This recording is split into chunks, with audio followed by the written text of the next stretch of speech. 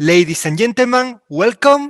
Welcome to the Epic Online Technology Meeting on Fiber Specialty. Okay, let's go. Today in Photonics, we all have a job because single-mode optical fiber was standardized. The globe is connected by 1.5 billion kilometers of optical fiber. If you know the right address, 1 kilometer of optical fiber can cost you less than €1.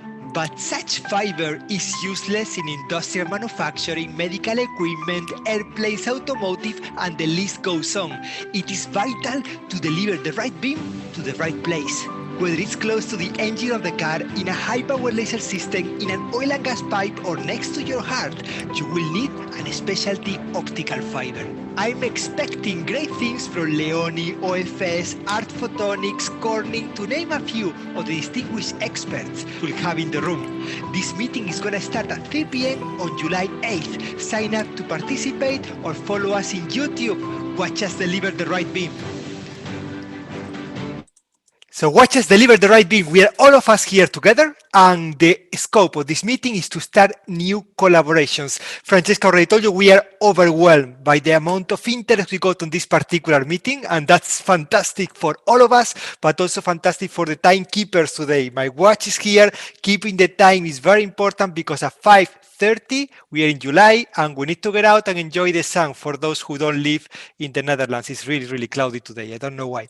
This is the number, oh my God, this is the number 36 of the online technology meeting so far. We have been so amazed by the interest of the industry on this. Today we talk about the specialty optical fiber. On Friday we have agriculture. We signed an agreement with the ALPH, the Association of Horticulture. So we're going to have lots of end users in the room. On Monday, microscopy with companies like Nikon, like great list of companies. And on Wednesday, we finish with autonomous driving and many car makers talking to us about their needs on LiDAR, time of flight. It's going to be a great event. And for those of you who think, and then they go on holidays, they are right, we go on holidays, but we come back. On 31st of August, we continue with the online technology meetings. We have great topics already announced. You can find the descriptions already on the website. Perhaps you could pay some special attention on the 28th of September. We'll have the photonic integrated circuits for sensing applications. All of them are going to be spectacular. For that one in particular will be very interesting for this community. And Francesca, we are so excited because people really keep seeing the value of supporting the association. I think we're going to make it. We're going to be 600 by the end of this online technology meeting. Thank you so much. You want to show them? You didn't share the screen. I guess you have the slide with all our members, right? Thank you very much for that. Is the slide not being shared right now? No. Okay. You see also our leader. Yes, even after 36 meetings, you still have these issues. Thank you very much, Francesca. So basically, we have 5 events to go. We have already announced all the upcoming meetings. Go to www.epictaxasoc.com and you can find the descriptions of all the upcoming events, especially 28th of September. Photonic integrated circuits for sensing applications. And we're extremely happy that we are almost 600 members. For those of you who want to be part of this amazing adventure, all you have to do is just contact us and we'll give you the application form. We really want to keep having the support. We are now very close to being the biggest photonic association worldwide.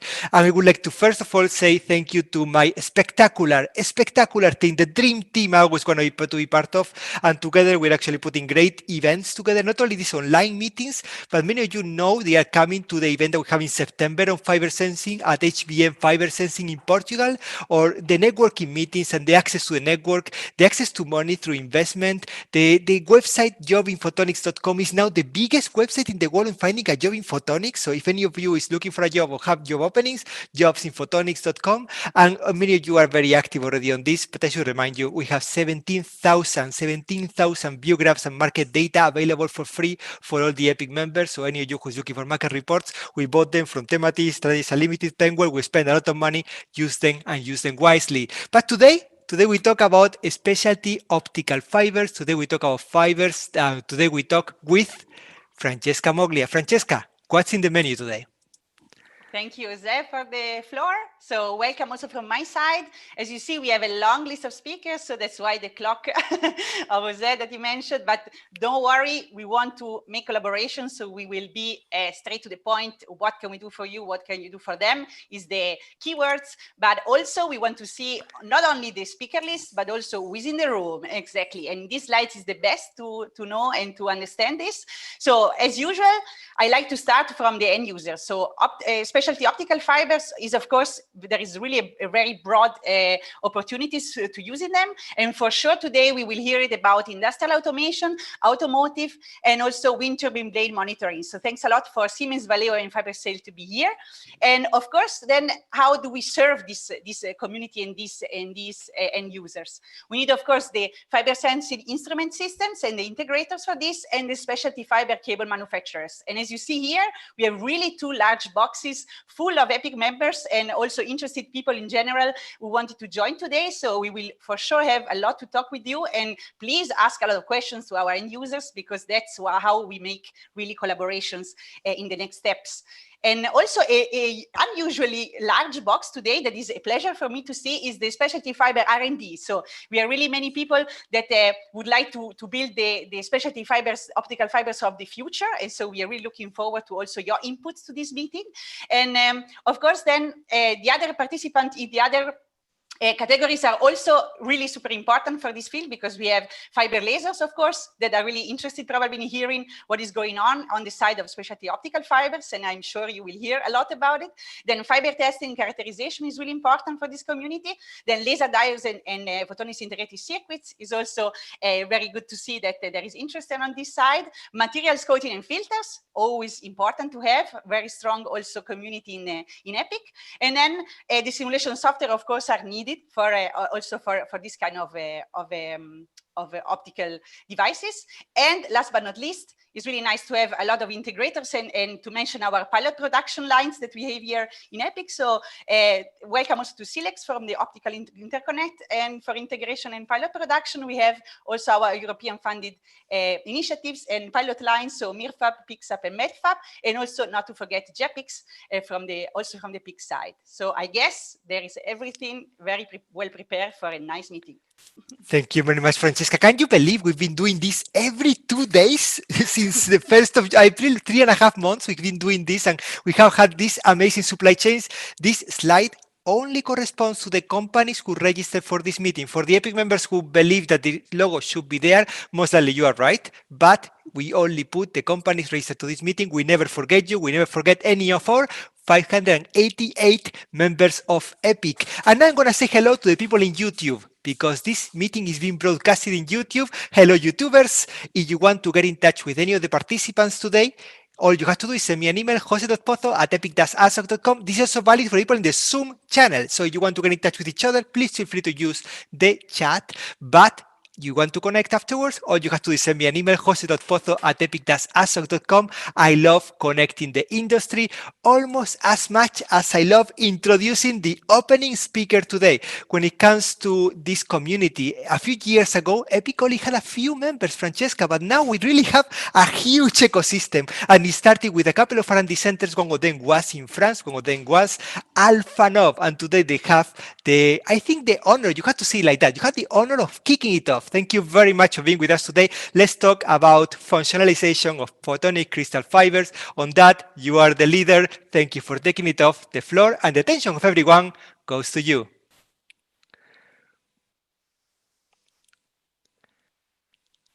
Johan is sharing the screen, and he's done it much better than me, which is very good. Okay, are we good? We are fantastic. Let's go to slide mode. Okay, slide modes. Presentation mode. Okay. Yes.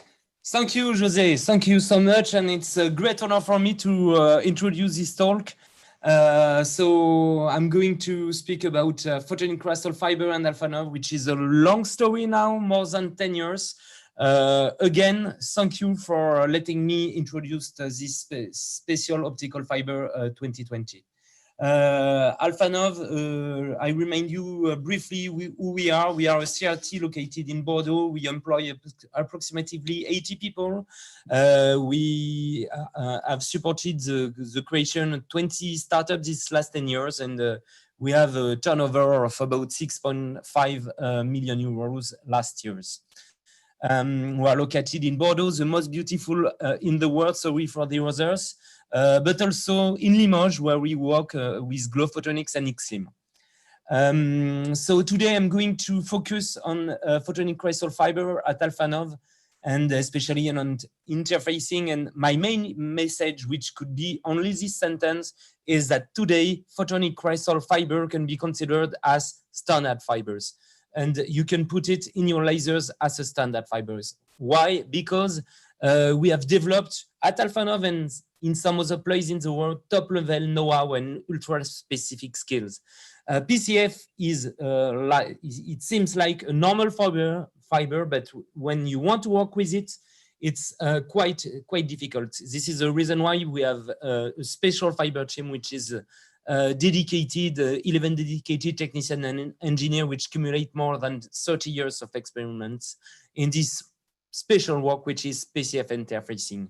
I'm going to begin by active fibers, so I will focus on NKT fibers. There is a reason of this. I will explain at the end of the talk. NKT Photonics, the 40 micron core, which is the largest core, which is commercially available now on the market, and we have developed the first monolithic amplifier around these fibers. You can have a signal entrance on PM10, PM19, etc. And you can build your main amplifier around it with this Rouge green box. We have made it run over 3 weeks at 100 watts. And as you can see in extreme regime like single frequency or pulse regime in microjoule picosecond regime, you can see an excellent stability. If you want to increase the energy up to the millijoule level, you can put an end cap, and we can put every end cap that you want, very big end cap on up to 1.5 millimeters fibers to extract more energy from your amplifiers. On passive fibers, I must say, ask me what you want, I'll do it. We can make special terminations like lenses, green lenses, tapers, splices, etc., etc., with very low level, very less than 1 dB by splices. Last year, we have produced more than 100 patch codes in 2019 with more than 100 PCF cables customers, including several OEM. I'm going to focus a few seconds on hollow core fibers. As you can know, you reduce the interaction because light and matters, and then you can, for example, make ultra short pulse delivery. You don't always need millijoule level, so we have developed a special connectors, compact and sealed, collimated, which is very beautiful here for your biological applications. We have also we are also involved on the low latency networks market, which is emerging today for high frequency trading or 5G. And we obtain very good performances because we have a current capacity of 20 kilometers of tubing of hollow core fibers. More than 100 kilometers whose length exceed 50 meters installed all over the world in 2019.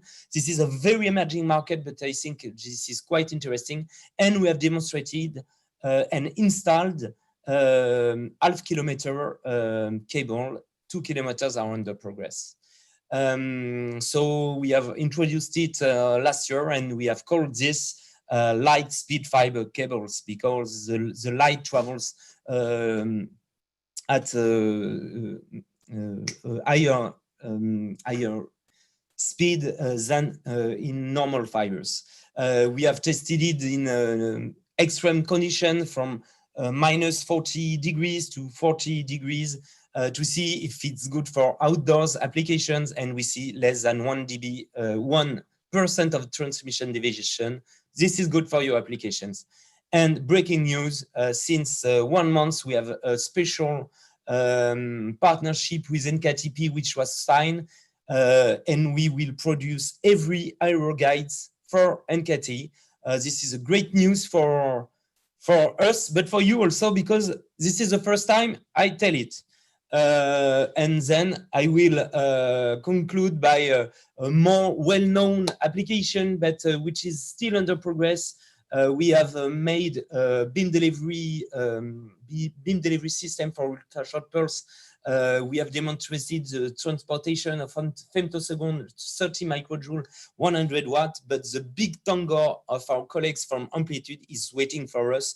And if you are waiting for us and you think special fibers, think ALPhANOV, please. Thank you. Great. Thanks a lot, Johan, for your contribution. And I have to say, really impressive. Thank you also for announcing cooperations with other EPIC members. Of course, it's very pleasure. Very nice to hear. Thank you. And also, so I guess you were very good, but you missed one thing, the EPIC questions. What can you do for them and what can they do for you, Johan? Oh, what I need? I am going to begin by this. I need new challenges because this is a statement. You need challenges, guys. This is a statement, but what I want to show is that we had a lot of facility. We have a long know-how, and then we are also able. We have worked with my colleague from LVF. I did not mention that we had some work together with fluoride glass, but for example, I would like to progress on this emerging market of the mid-infrared, etc., etc. So I am here as the guy who has the toolbox, and I give you to you. And my role is not to produce many lasers or many connectors, etc., but to transfer my technology to your company. So tell me what I can do for you also. This is my answer, sorry. This is really also a statement. So let's see if someone in the room wants to comment on this. So who wants to give a challenge to Johan? They're all very quiet. Okay. Maybe I can ask a question. Sure. What is the opinion and around the table? Does someone want to take gives its opinion on this emergent market of high frequency trading or 5G or hollow-core fibers? I think this is burning topic, but everyone is on his side, maybe not really collaborating around this for making it emerge. Really, what we do together to make it go further? So Slava, I was sure you had an opinion on this, right? Thank you. Okay, my feeling, as we are not in telecom, there are of course great opportunities for the faster communication, and there are interesting publications from Southampton recently published. But my question about, let's say, market niches which are longer wavelengths, up to 4 microns when it's silica fibers, and about, let's say, market where it's short pulse lasers, which are not elongated in this fiber. But then my particular question is, do you make anti-resonant fibers, you know, which are really, to me, one of the most exciting in this kind of family of photonic crystals? And, okay. So what is the numerical aperture for them? Okay. To be absolutely crystal clear, we do not make our own fibers, but we do not have exclusivity with no one. So my spirit is to test every fiber in the world, especially hollow-core fibers. And I think that at ALPhANOV, we have tested in terms of transmission, curvature, or energy handling, nearly every hollow core fibers, anti-resonant also. So we know where to find it.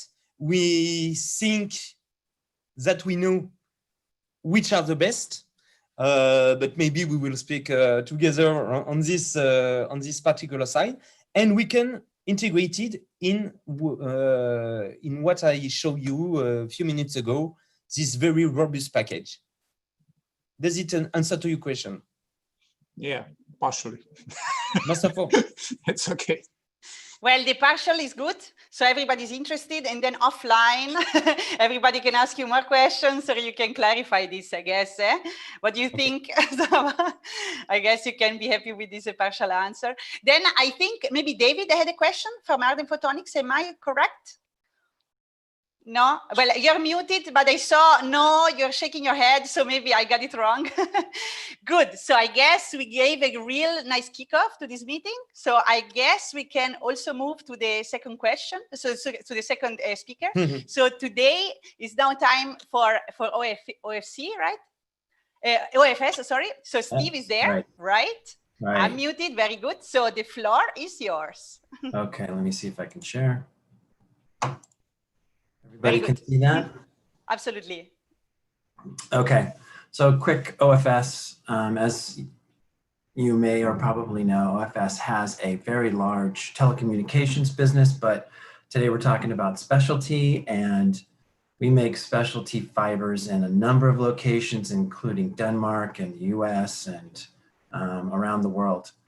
And the OFS very much mirrors the intro, Jose, that you had put together, talking about there's telecommunication fibers, and then there are everything else that is going every place, on planes, on cars, in the body.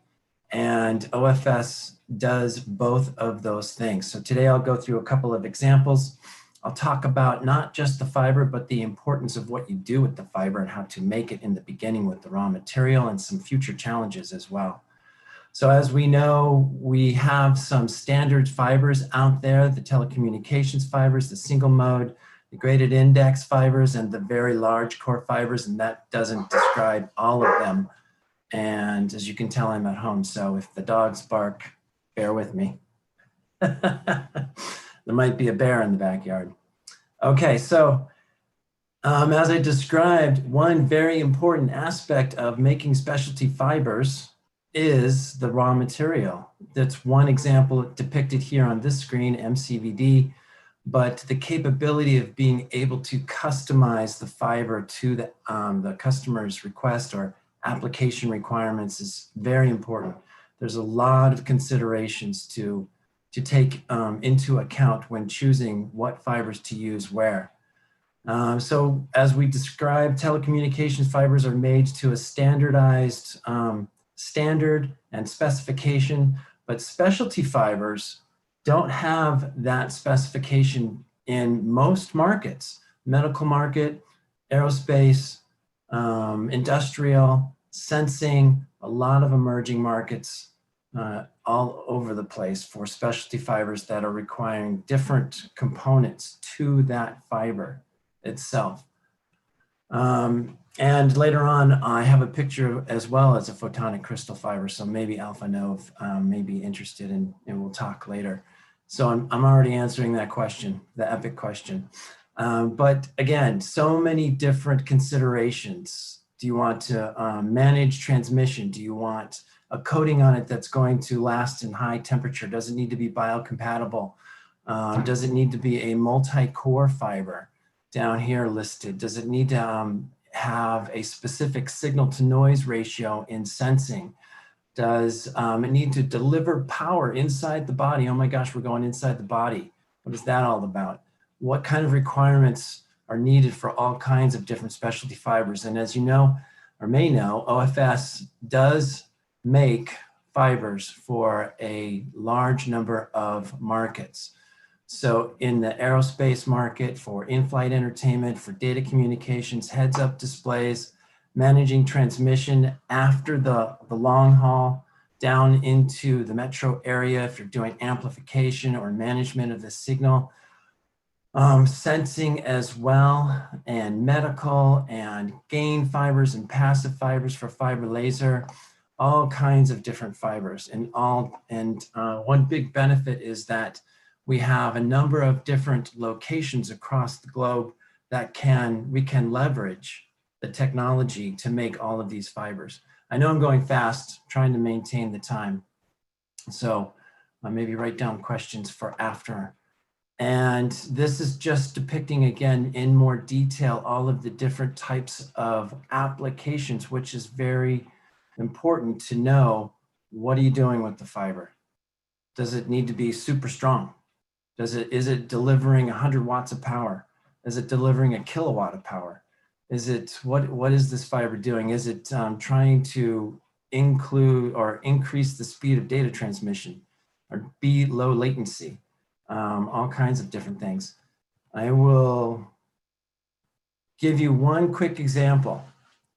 A couple of vendors on the call also make a multi-core fiber like this. But this is a great example of how complex a specialty fiber can be for an application that is really a position sensor or a shape sensor. And here you have multiple cores in a monolithic structure, and you put a fiber brag grating on it. You maybe have to twist this thing because it's depicting shape and the differential strain among the different cores and the signal that the fiber brag grating is giving you. Extremely complex and difficult to make, not the easiest thing to make repeatably. And I think for ALPhANOV, maybe that's one of the answers for hollow core fibers, or really in datacom, how is it going to grow? Because it is emerging. A lot of these different markets and segments are emerging. And I think one of the answers is it has to be repeatable. The customer needs to get the same thing over and over and over again. So that is a challenge. There's a picture for you as well that's familiar that ALPhANOV just showed you in the low latency market. But also up here, you can do all kinds of things with multi-core fibers. You can combine a sensor with data communication in the same structure by having multi-mode fibers with a single mode core. And the list goes on. Again, another example of sensing, distributed acoustic sensing or distributed temperature sensing or distributed strain sensing. It's all very similar, but you can see across the top there are a number of different applications that these sensors can address. And as we know, sensors in general are just proliferating throughout the world, and optical fiber sensors will continue to grow with all the other types of technologies and sensors in the market today. More and more and more. Price point's going to be a big part of that as well. You're competing against alternate technology that is at a very low price point sometimes. And optical fiber is not always the cheapest thing, but it can give you really great advantages. One being a strong signal to noise ratio. So what we do at OFS is we can put a continuous grading throughout a specific fiber and increase the signal to noise ratio for all of those interrogator companies out there. I think in a previous EPIC meeting, I mentioned to Jose that what we tried to do is work with the next vendor in the supply chain to figure out what is needed and what changes in the box, what's in the system. How is the sensor or the fiber or the power delivery fiber or the whatever fiber, what is needed for that specific fiber to address the needs of the interrogator or the medical device or the whatever is in the box. And then another consideration, a huge consideration, I call it packaging of the fiber, are the coatings and the buffers and the jacket material. ALPhANOV quickly described their patent on packaging a hollow core of photonic crystal fiber, but think about that. The light being transmitted in that photonic crystal fiber is greatly affected by the strain on the fiber, how it's packaged, etc. Not just the photonic crystal fiber, but also a distributed acoustic sensing fiber as well. Does it need to be loose in there? Does it need to be tight? How is the external signal transmitted through the jacket to the fiber and not disrupt what is needed on the interrogator side? Lots of considerations, lots of things that you can do with fibers that OFS can do is not just make the silica core with a silica clad fiber, but we can deposit carbon on it and all kinds of different types of coatings that were depicted on the previous slide. But this is, again, just another example of silicone and acrylate and all the things that are out there. Hytrel buffers and ETFE buffers and polyimide coatings and all kinds of different things. And again, this is like 2 more slides.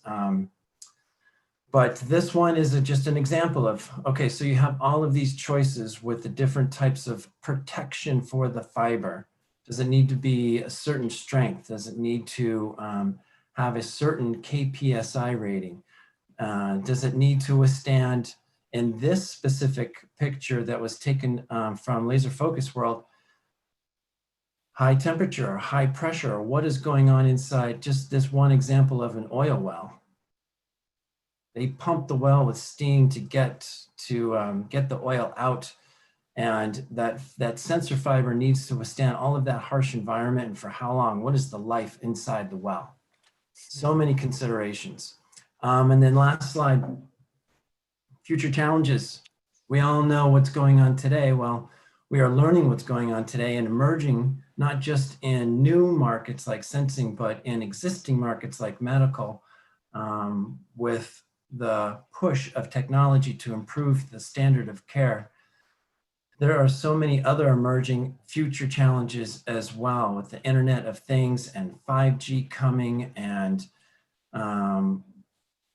all kinds of different requirements on the fiber. What is going to be needed is a complete engineered solution. For me, Steve, what really amazed me the most is that we had you being a star for Epic. Every time I made an introduction, you always follow up with the company. It is great to have you today with us. I would like also to compliment you on the haircut. It looks fantastic. But I would like to tell you that when it comes to the specialty fiber business, we have to introduce you to customers. And one of your potential customers is an end user that we have in the room. In the room, we have the European Space Agency. Ian Mackenzie, welcome to the meeting.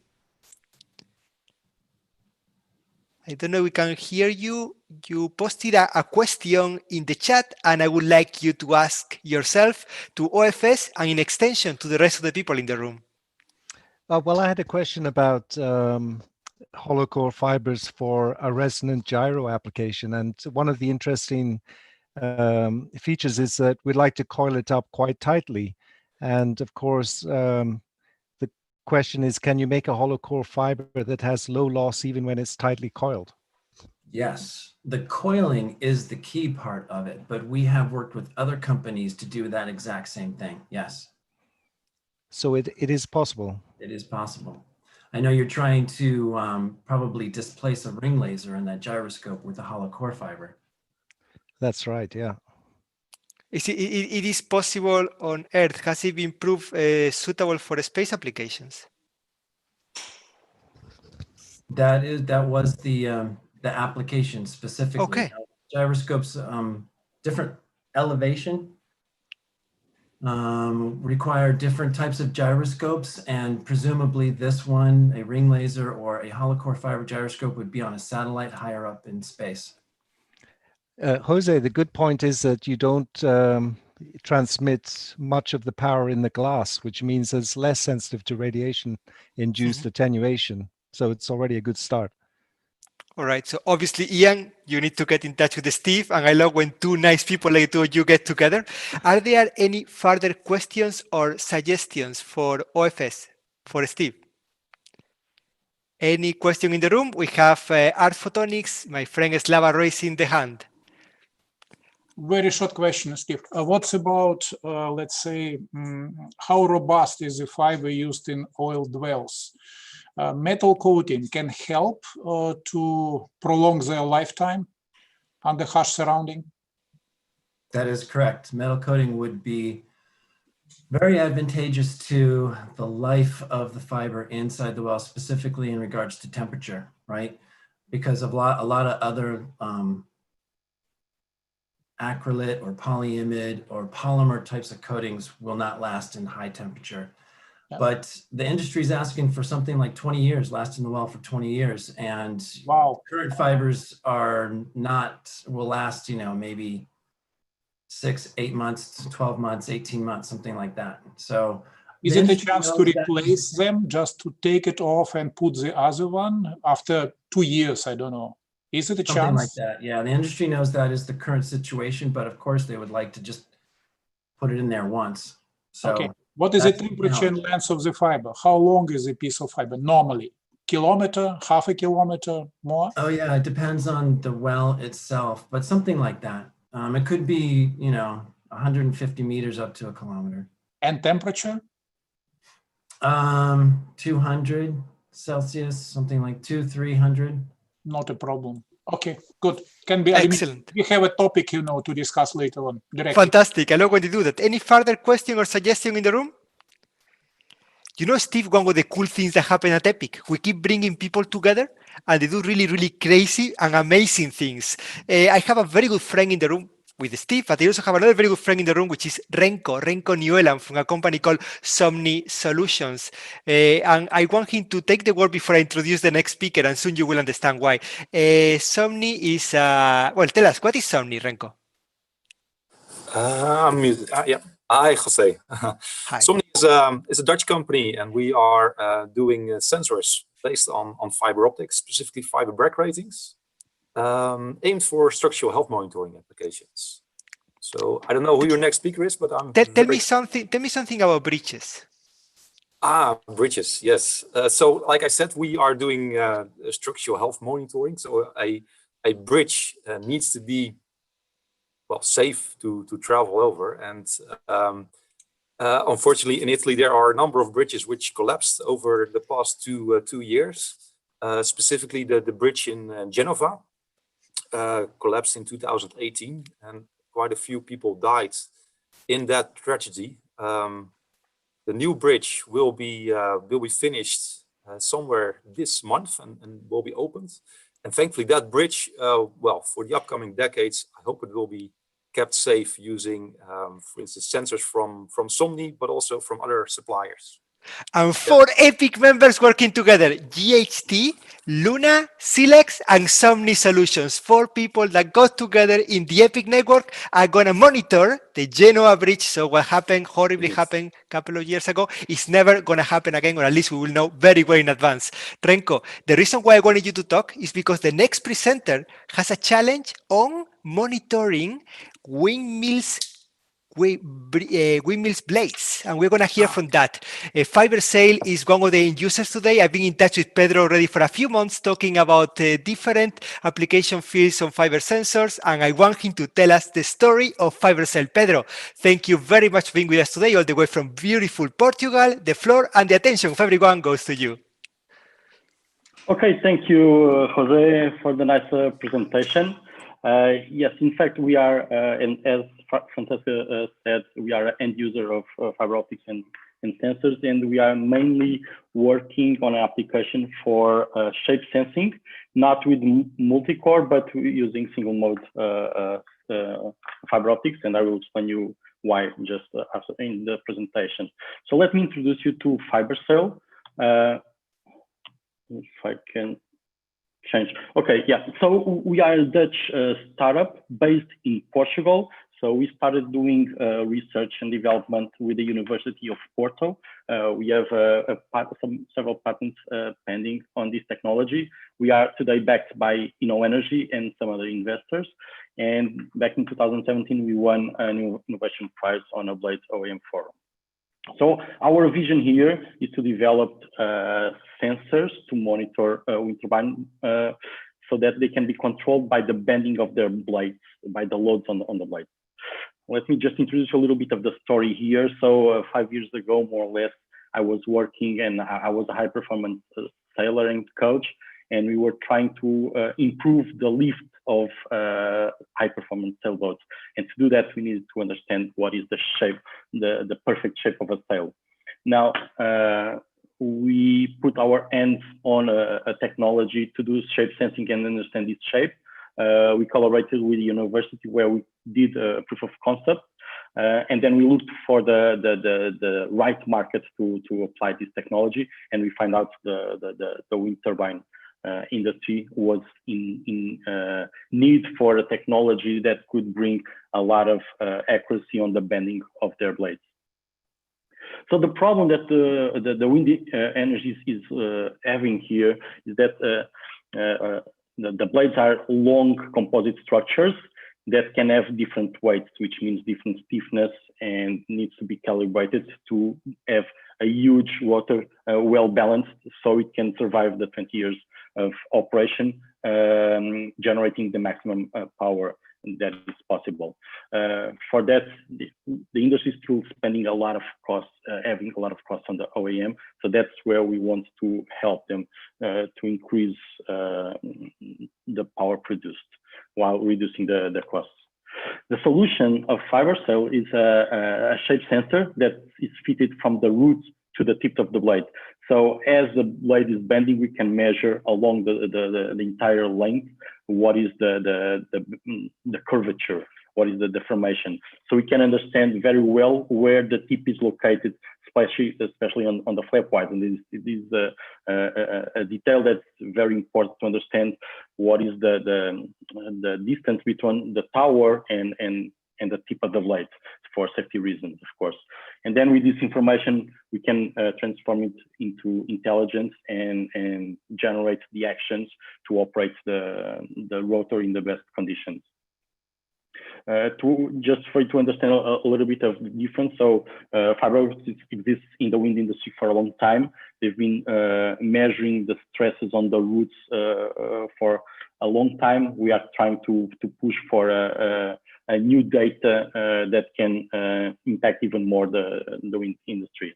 In terms of challenge, I will just let you know after this, but for you to understand the technology and why are we doing this. So the shape sensing with multi-core has less distance between sensors, so which means that we need a lot of sensorized sections along the length. And if we are talking about 50 to 100 meters long blades, then it's a lot of sensors, a lot of FPGs. So what we did, we placed a composite system to a composite beam to ensure bigger distance between FPGs, so we can increase here the accuracy and the resolution of the system while reducing the number of needed sensors. So in terms of demand, what we believe in the future, if the wind turbines will use shape sensors from the total length of the blade, we are talking about today more or less 340,000 wind turbines in operation. We are talking about 20,000 new wind turbines being installed every year. And if we look to the newest wind turbine that is being designed with Siemens Gamesa with 100 meters long, 107 meters long, or something close to that, we are talking about 1.2 kilometers of fiber optics to be used in one of the turbines. So multiplying these to the number of new turbines that are being developed, it's a huge need and demand for fiber optics and for sensors in the future. One of the questions I would leave here, so is to try to understand the trend of the cost. So when talking with OEMs, with the manufacturers and with operators, the cost of the system is always a big hurdle here. We've been seeing a lot of movement in the interrogation technology to decrease the costs. What I'm trying to understand also is what is the trend in terms of the cost of the fiber optics of the FPGs, and we are looking for technologies that can reduce costs with mass production. So that's what I feel from the industry. They are looking for reducing costs in order to implement these kind of technologies in all of their blades. So thank you for your attention. I'm available for any questions that you may have. Thanks a lot, Pedro. That was really good to leave the question on the floor. So now if we maybe, exactly, I'll share your screen. So there is actually already a question, right, Eric? You just mentioned it in the chat, but maybe you want to say it yourself. Thank you. Yes, so thank you very much for the presentation, Pedro. I hope you can hear me. Yes. Yes. Okay, perfect. So very interesting. I mean, we are probably know each other a bit from some meetings. We're also doing a lot of efforts on fiber optic shape sensing, mainly on medical applications, but it's actually nice to see that also industrial applications are picking up on the technology. One technical question, and then if you want, I can also comment a bit on the cost structure for the FPGs. That's as an FPG manufacturer, we have of course a good insight into that.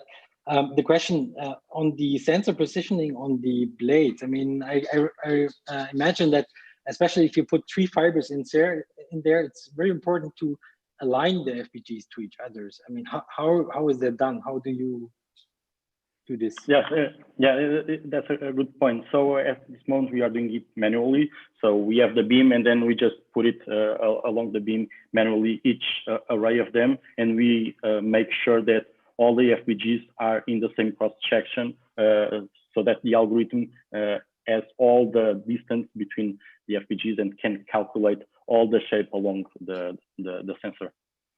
Okay, thanks.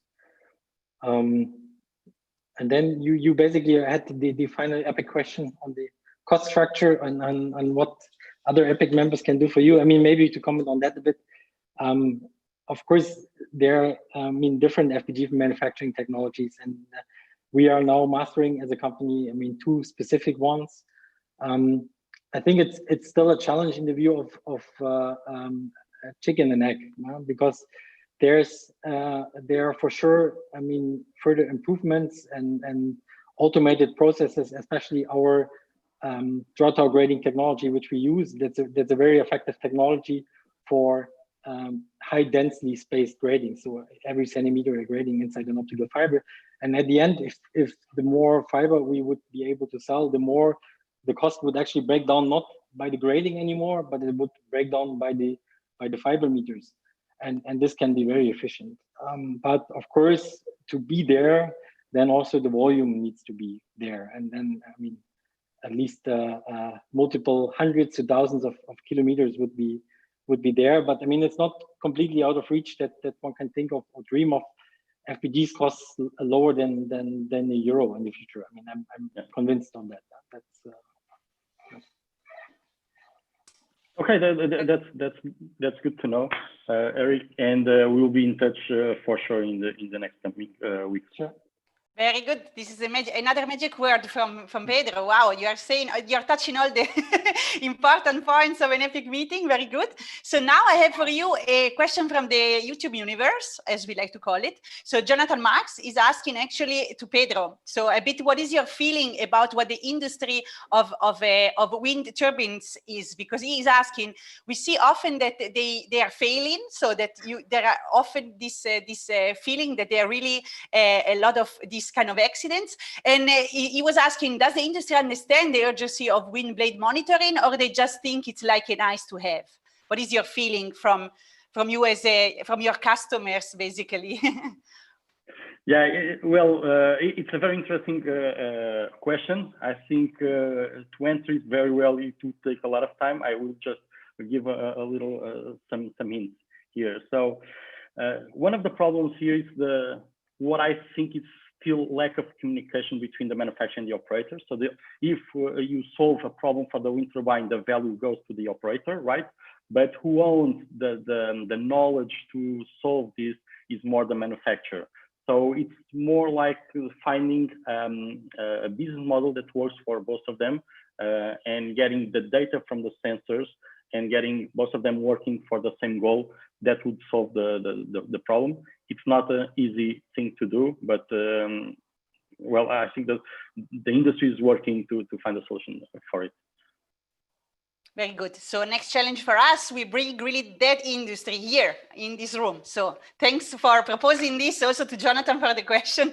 So this is also for you a new challenge. So then, if I remember well, you also were mentioning FPGs and single mode fibers. What is the trend for the future? If someone wants to comment on this, I can give the floor to this person. Otherwise, we can go on with the agenda, but I see you're We have a question, Miguel, from here. You're right, yes. Yes, I don't know if I didn't get it very well during your presentation, but how do you deal the rotation of the blades for real-time monitoring? So if you're talking about the installation, so the sensor is fixed along the way until the yes, but let's say the interrogating system must be located somewhere else, or do you communicate wireless? What is the... Yes, exactly. So that's something that we are doing the same as the industry have been working. So normally the interrogator would be fixed on the hub, and there's 2 or 3 ways of communicating to the nacelle, and then from the nacelle you can use the communication from the tower. So you can communicate by Wi-Fi or through a split ring communication to bring the data from the hub, the rotating hub, to the nacelle, and then you can use the communication from the wind turbine. Okay. I guess it's more a hurdle if we're talking about old turbines with 15 or 20 years old, but for the new turbines, it's not such a problem. Okay, thank you. Very good. So just quickly tell Miguel, can you briefly introduce yourself? So maybe all the room knows you. Just yeah, well, some know me already. Miguel, working in Switzerland, University of Applied Sciences, and we are working mainly for optical sensing, fiber sensing. And I was just asking the question because we had a project that was monitoring drill bits for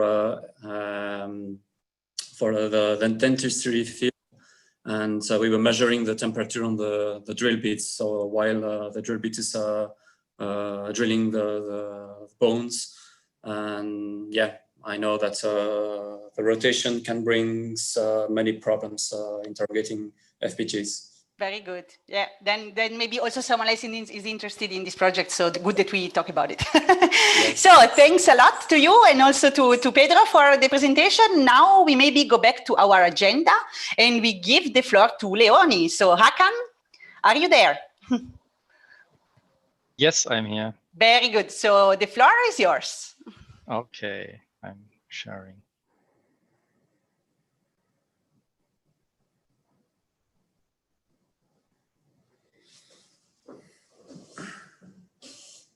Can you see the PDF now? Yes, we see it. Yeah, if you go to, yeah, exactly. Yeah. Very good. There is it. Thank you. Okay. Thank you, Francesca and Jose, for inviting me as speaker to this interesting event. My name is Hakan Sayinç, and I'm managing the special fiber development at Leoni Fiber Optics. Furthermore, I'm heading a department which is working on fiber optic solutions for customers. And as agreed, I prepared 3 slides to show what we do, what we offer, and what we look for. So here is what we do. We are developing in the special fiber department. We are working on fiber types with special cross sections and coating combinations. Within the Leoni Corporation, the fiber optics is a business unit focusing on the development of the preforms, fibers, fiber assemblies, and development and design.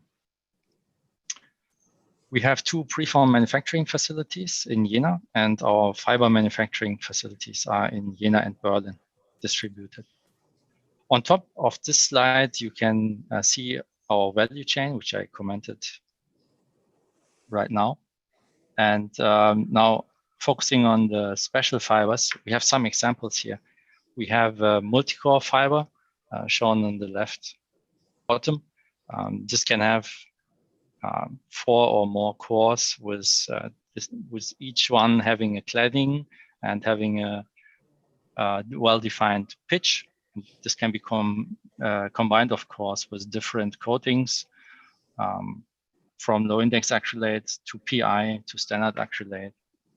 And then we can deal with silica capillaries, and these can be fabricated as 1 meter samples, depending on the thickness. But also these capillaries can be spooled and coated with acrylate coating. can be low index acrylate or standard acrylate. And of course, again, this is depending on the thickness of the capillary. And yeah, they can be used in applications. In case it's a thick capillary of 1 meter length, could be used for stack and draw.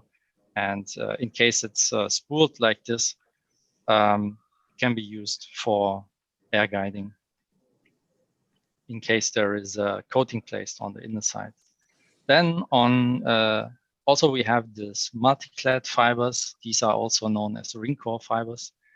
Typically they have pure silica cores and fluorine doped claddings, and the refractive indices of these cladding layers, they can vary in a certain range. And the application of such fibers is typically laser beam delivery. Here you can see 3 cores having the refractive index of the fused silica and then having 3 fluorine doped cladding layers. And then also we have non-circular shaped fibers. The core shape can be square, rectangular, or octagon, or whatever. And applications of such fibers typically as beam shaping and beam mixing. So these presented fibers are offered by us, or this is what we do, let's say. And so it's for different exciting applications of our customers. And now let's come to what we are offering. We're offering different fiber types with special functionality for your applications, for the applications of customers. And one example application, of course, is kilowatt laser beam delivery. This is shown here as beam shaping. The contribution from Trump to the EPIC online technology meeting held last month showed the use of the multi-clad fiber shown on the last slide for high power beam shaping. This is an example which can be done with such fibers. The fiber geometry, of course, can be assisted by special coatings, like the one that we are calling ultra high temperature jacket. Of course, this is not as high temperature as the metal would be, but compared to the standard ETFA, it's improved and it can be used up to 260 degrees or more, and it's very easy strippable even by hand. And this is one specialty of this buffer. Okay, then we have the further applications like the side emitting fibers. We can see here on the right top. And we have the ambient fiber, which utilizes special coatings to enable tailored side emission of the incoupled light. This can be applied wherever the advantages of a glass fiber, like high transmission and handling high temperature, compared to polymer alternatives, needs to be combined with illumination tasks. And also one thing here, the converting fiber, it's under research in our labs. And this fiber can convert, for example, blue wavelengths into red ones, can be used for illumination because it's side emitting. But there can be also special metrology tasks which could be worked out with such fiber. So let's come to the last slide. It's what we are looking for once we are coming up with such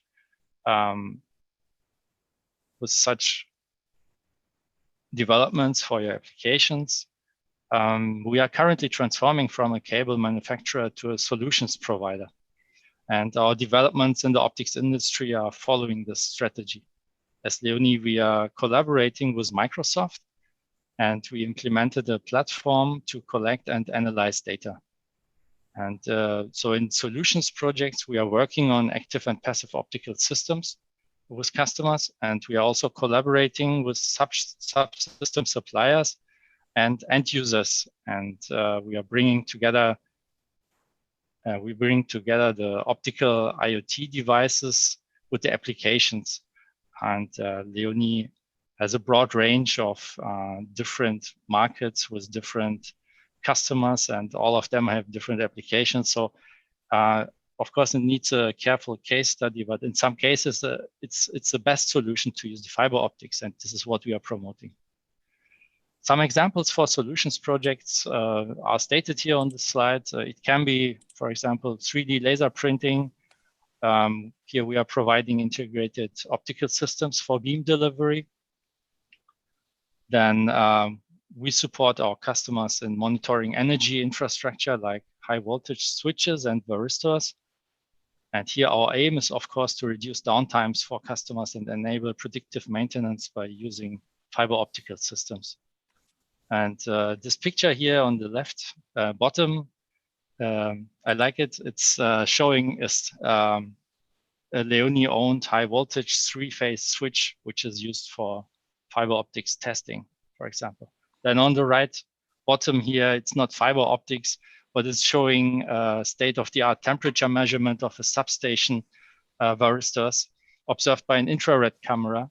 Of course, we can see here that optics is interesting, but we think that also fiber optics can come into such applications. Mm-hmm. Okay, so we say let's bring fiber optics to a variety of applications together. And that's it. Yeah. Let's do that, Hakan. Thank you very much. Fantastic. Right on time, 4 o'clock. Francesca, we are managing very well so far. I'm extremely happy with this. You answered the epic question because Hakan, you're already very trained. Many of you noticed that the last slide, all of the people are looking for collaborations here. One of your slides was talking about 260-degree plus for different environments. I want my colleagues from Sweden to comment on that. I have Asa Claesson representing Reiss. Asa is great when it comes to putting fiber in very, very ultra harsh environments. Asa, you've been introduced to some companies in the EPIC network in the past to solve problems in high temperatures. Could you comment on this a little bit? Yes, absolutely. Of course, we've heard already. Not sure if I'm heard. Yes, we've heard already a lot of high temp applications. I mean, going above 300 degrees, it is some sort of holy grail in fiber sensing, of course, and lots of labs around the world are working on different materials for this. We are looking currently on some glass coatings that might make a difference somewhere here. When we are applying these fibers in steel industry, for example, of course the environment is very nasty and very harsh. So encapsulation is important. And it's interesting to hear. I mean, it would be interesting to hear whether there's any progress on not metallic, but maybe some inorganic coatings that are that could move us further above the 300-degree polymer limit. That's one of the key challenges of this field that you said, Asa, very well. I don't know, Hakan, if you would like to comment on this. Is there any new activities on the R&D side for Leoni to go into the 300-degree plus? So as standard, we are doing the PI coating, which is going to the 360 degrees C.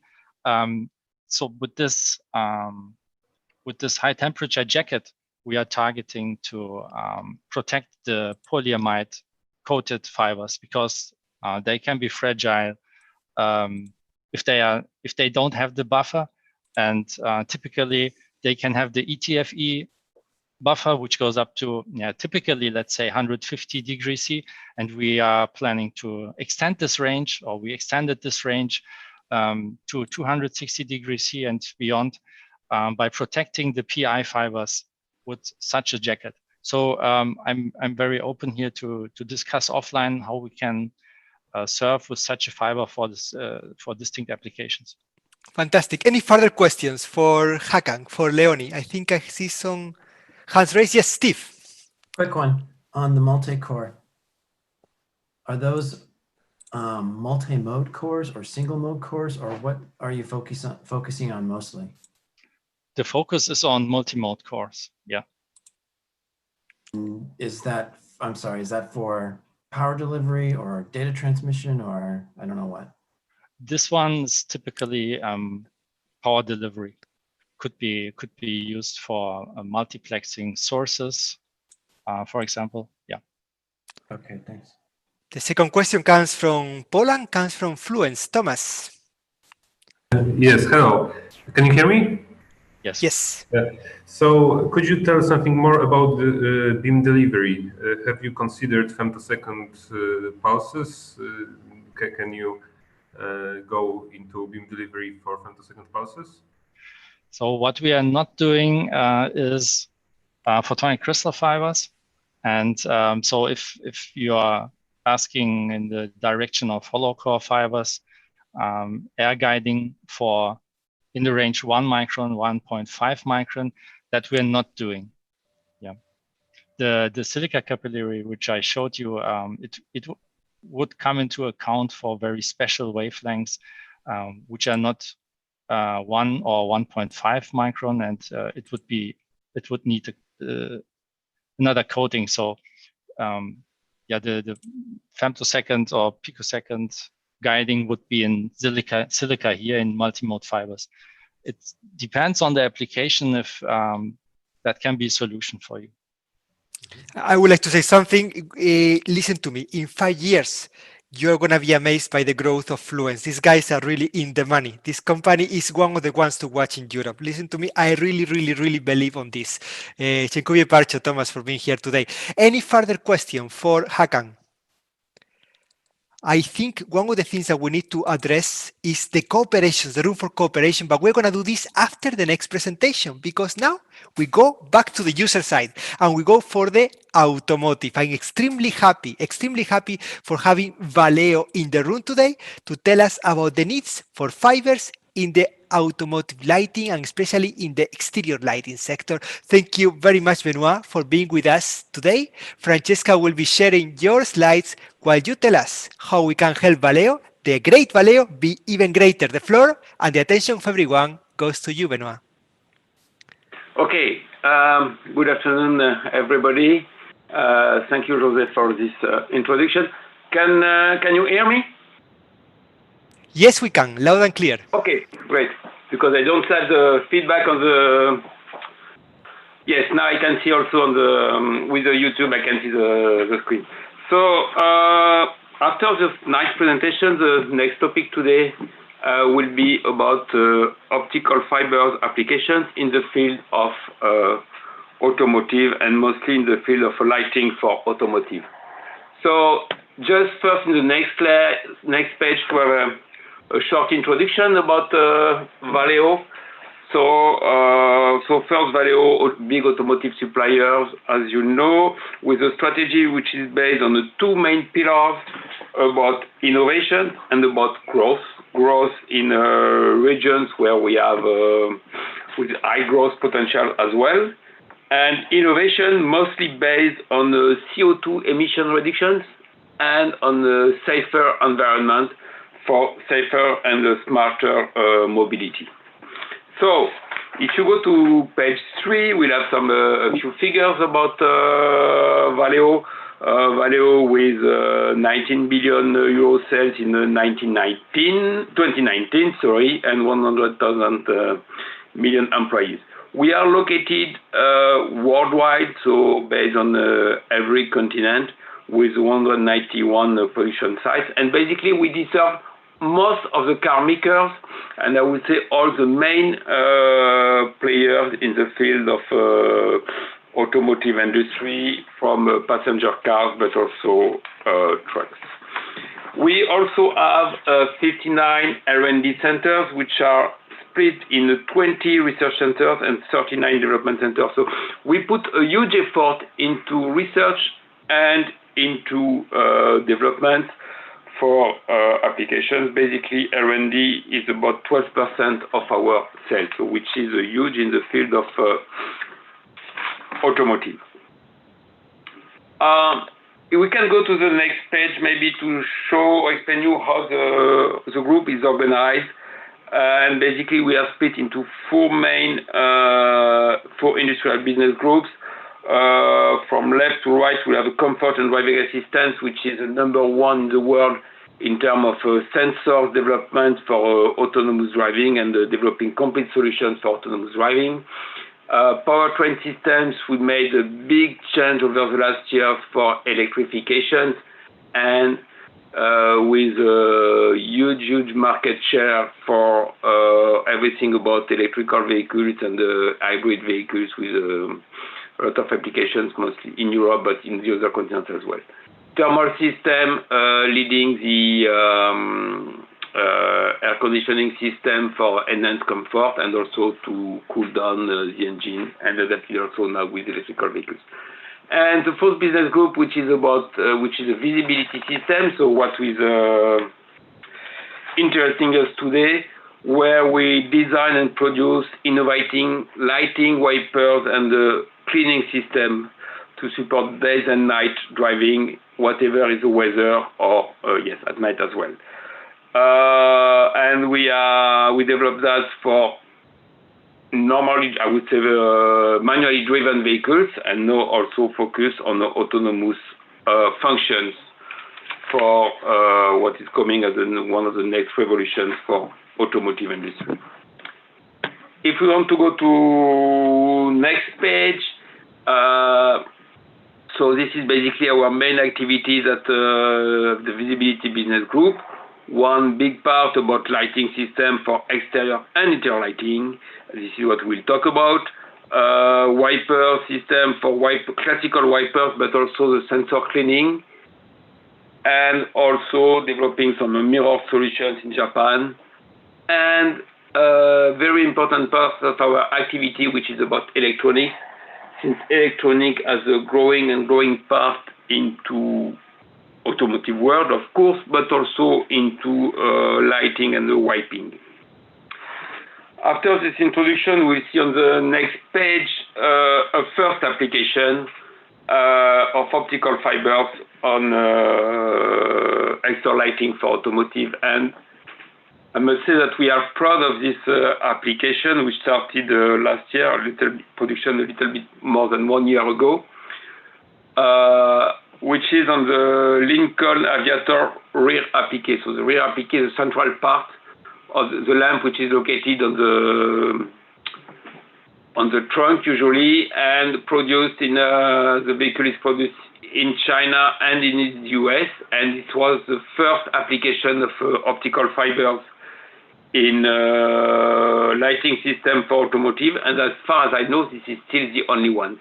The main benefits of having optical fibers here is not about sensing as we could see before, but this is really to have, using the diffusion of the light, to have a very homogeneous and ultra-thin optical system to make a strong signature to the vehicles.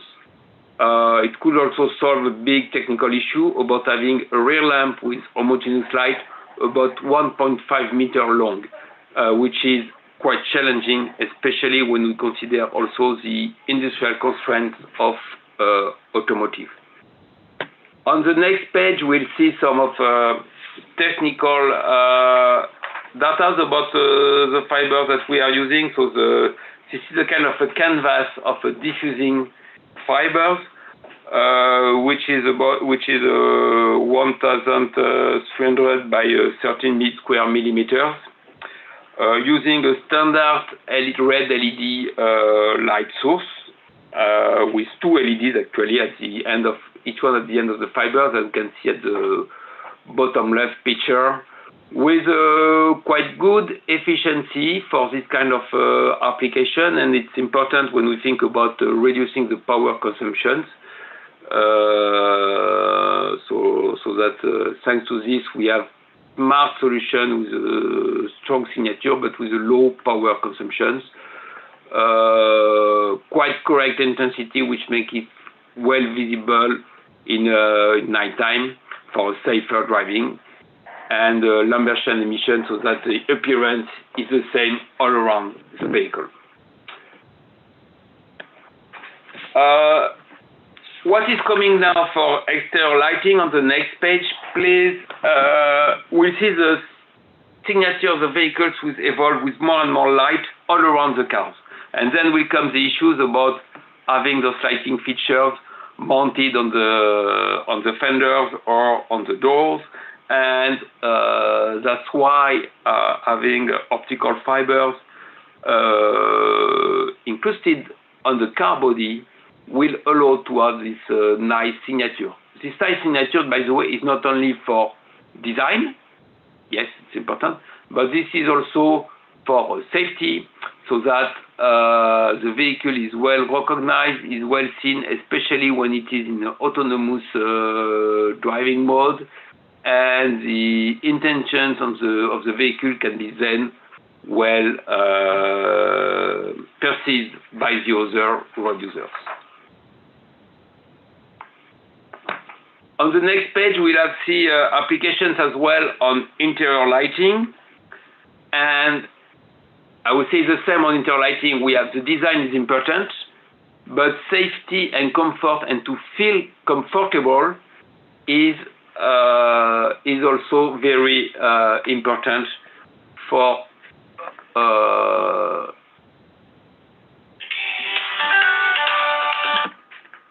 sorry, I lost the image. It's very important for the driver. So, excuse me, just technical issue. We are on page 9. Yes, correct. So optical fibers for interior lighting, and we are able with those kind of canvas of optical fibers to have ambient light for comfort, and which makes the driver and the passenger feel safer at night, where we can put the light everywhere. We can use also fibers in some specific areas to display some safety information. The example of the picture on the bottom right correspond to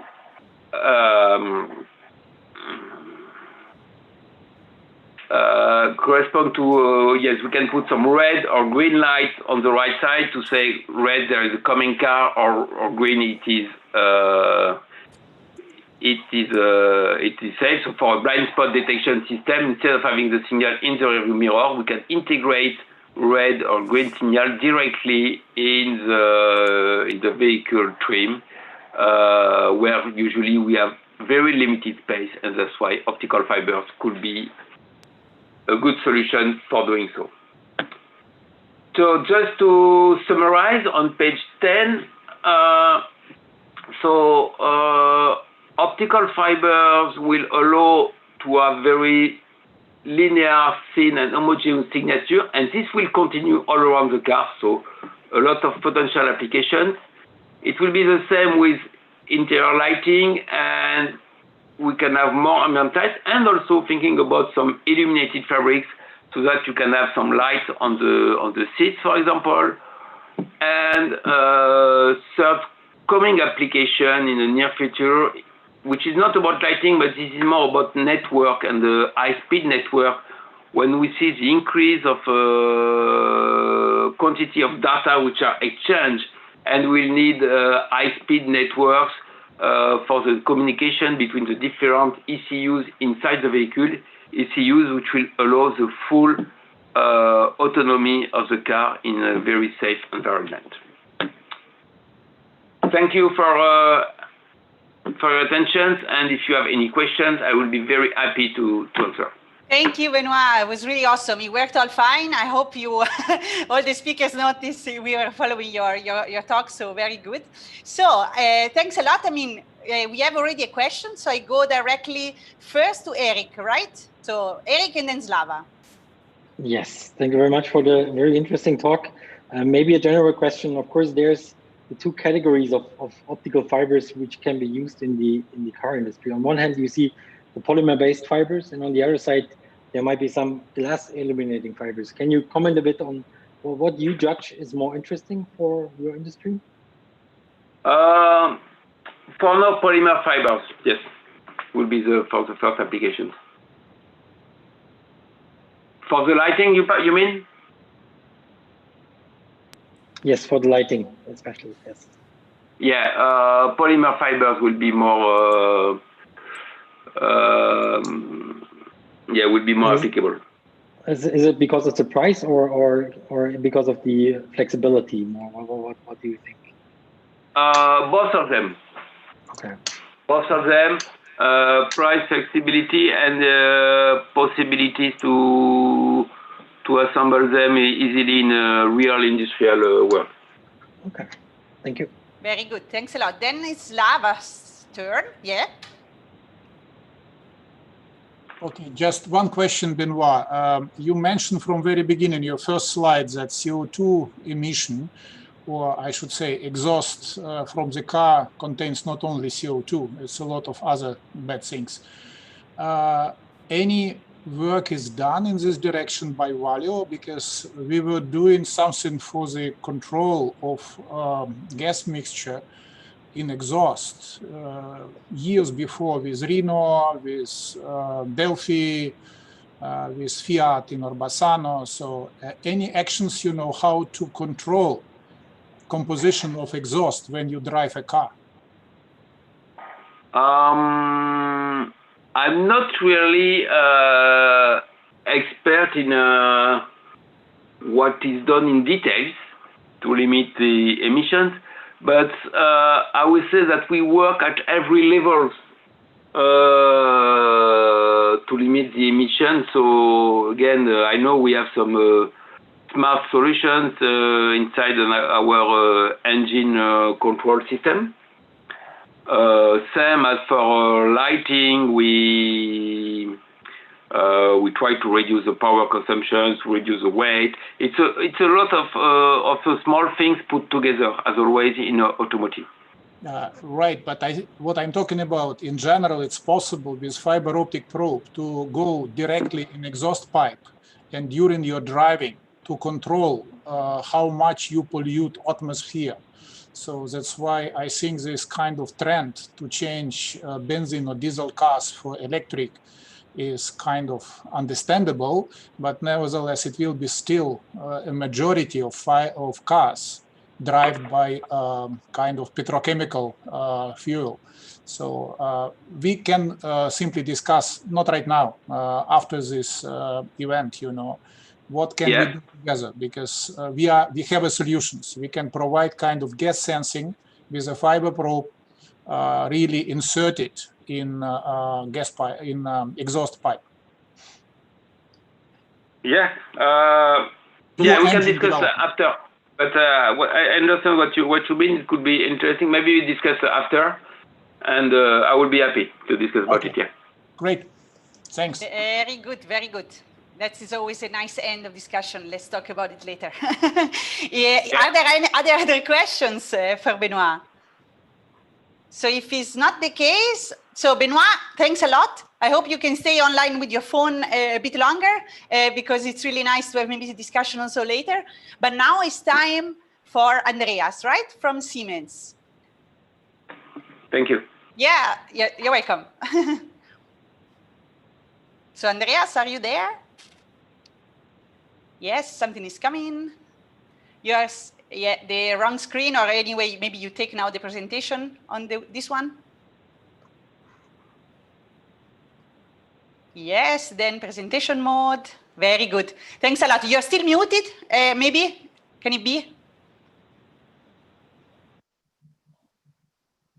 Suspense for Andreas. I know you're on the phone also, maybe that's why.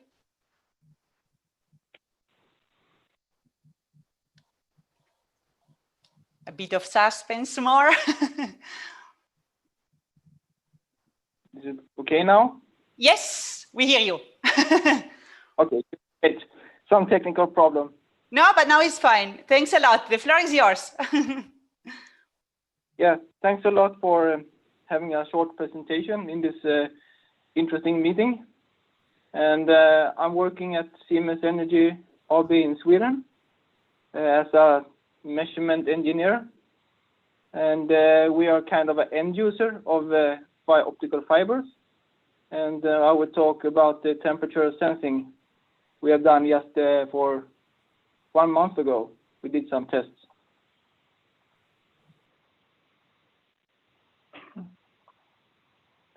So this is a slide showing what we do at Siemens. And we do surface temperature measurements with optical fibers on both stationary components and on rotating components, which is challenging sometimes. And also these can be pure metal or painted by high emissivity paint.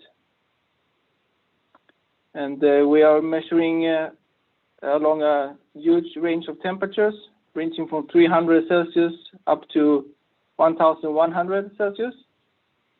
And our sampling frequency will be 1 Hertz up to 2 megahertz. And here to the right, you see a photo of our SQT 800 gas turbine. We did 2 measurements in this kind of engine this spring with use of optical fibers, which I will come to show you on the next slide. So I hope you can see all the photos.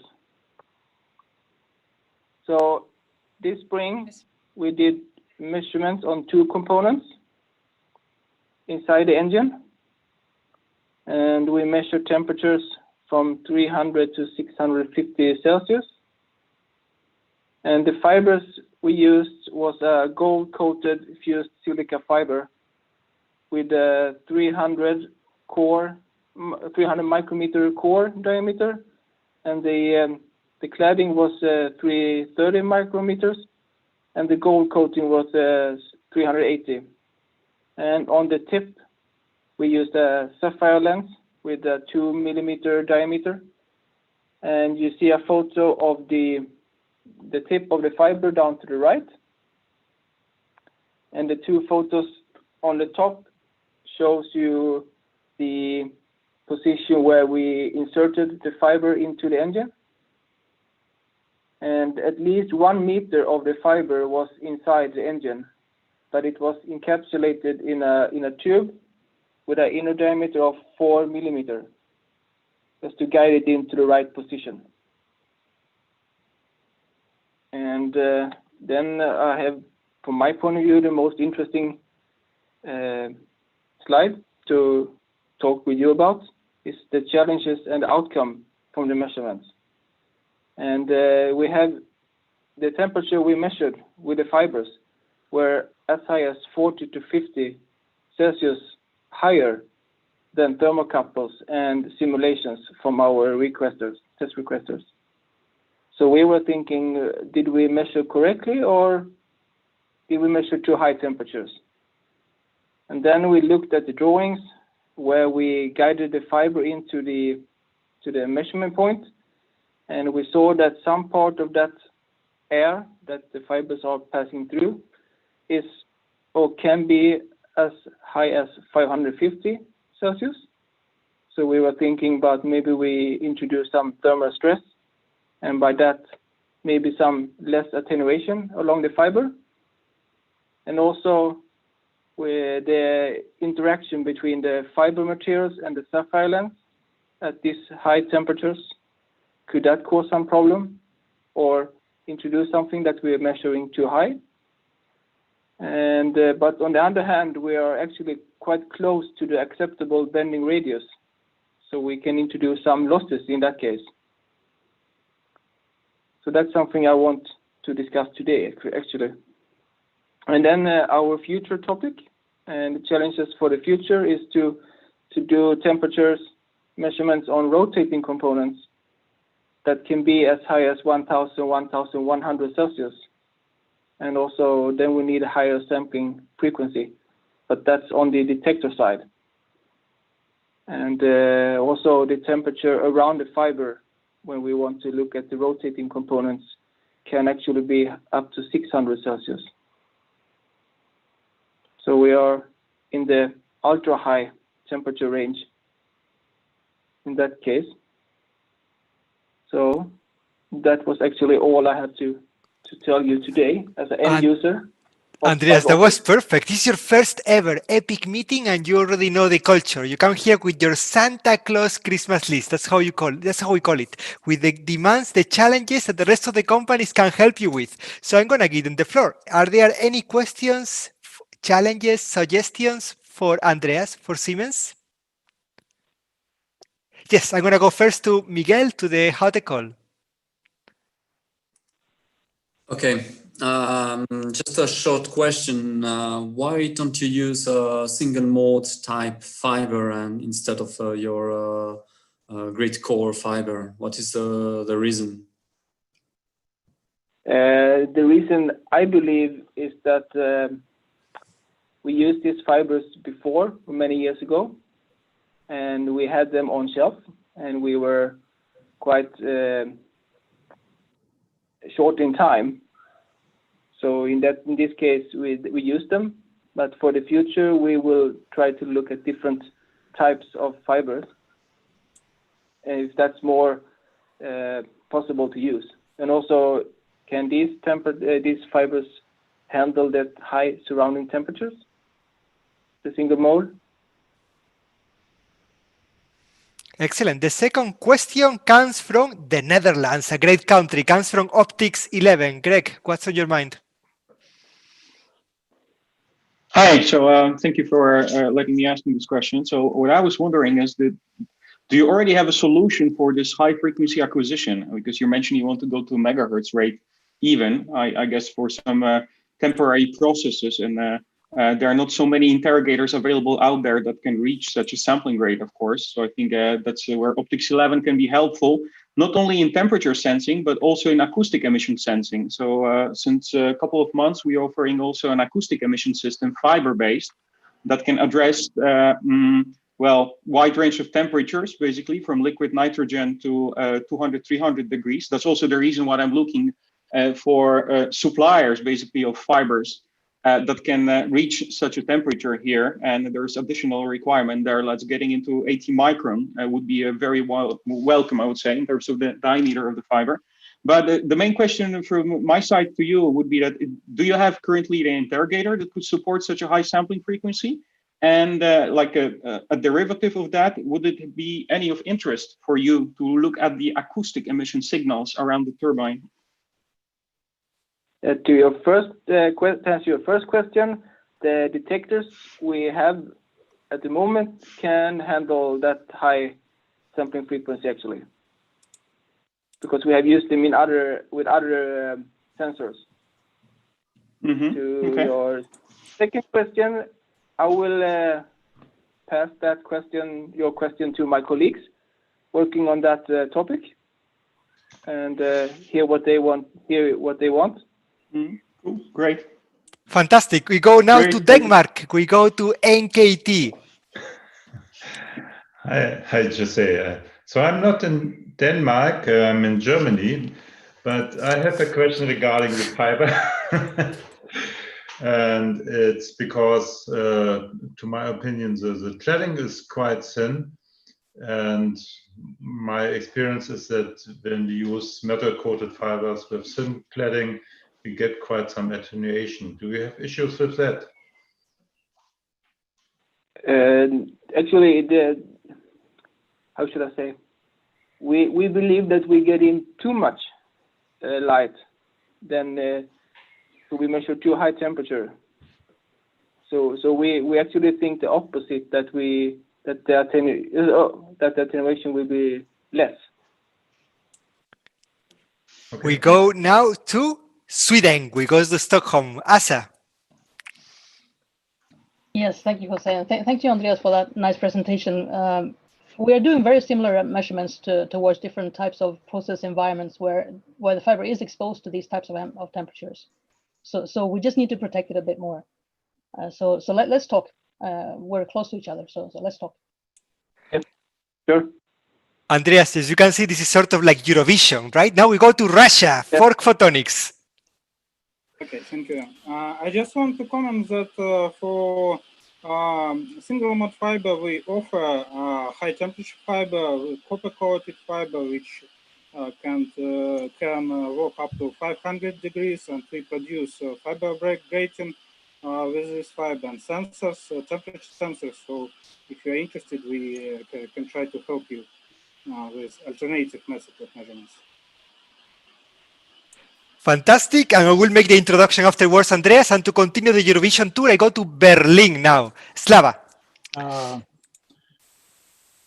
Sorry, just shortly to confirm that, of course, fibers which are coated not by gold, but by copper alloy or pure copper, can really replace more expensive gold, and they can work up to 600 or even higher temperatures. And to the question about the additional losses, yes, of course, any kind of metal jacket will increase attenuation in the fiber because cladding modes will be absorbed by metal. But I think so for realistic application by Siemens, when the length of the fiber is so short, it's absolutely negligible.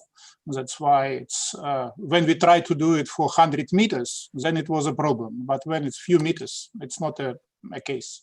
It's okay. No. Yeah. Andreas, thank you very much for this amazing Q&A. You have to come more often to the EPIC meetings. Slava, what an amazing meeting this has been so far. Eh? The floor and the attention of everyone goes to the mid-IR fibers of art photonics, goes to Berlin, goes to my friend Slava. The floor is yours. Okay. Is it on your screen now? It looks fantastic. Yeah, wait a second. It's wrong. Not the... God. I'm sure we'll make it happen. Just a second. Just the end of presentation because I was looking through, so I'll try to use my 6 minutes, with very short telegraph style comments because specialty fiber optics, it's a huge area of fibers and solutions. Anyway, we are simply a manufacturer of some fibers, which are silver halide fibers mid-infrared, but we use a lot of fibers which are produced not directly in Berlin. That's why we are happy to be at this meeting, and we buy quite often, from our colleagues manufacturing silica fibers, their fibers. It was just from the previous talk, our excellent collaboration with Fiber Optic Research Center in Moscow. And not only, it's one other group also available over there in Russia, aluminum coated and copper alloy coated fibers can really be good replacement for gold coated, which is normally coming from Fiber Guide from America.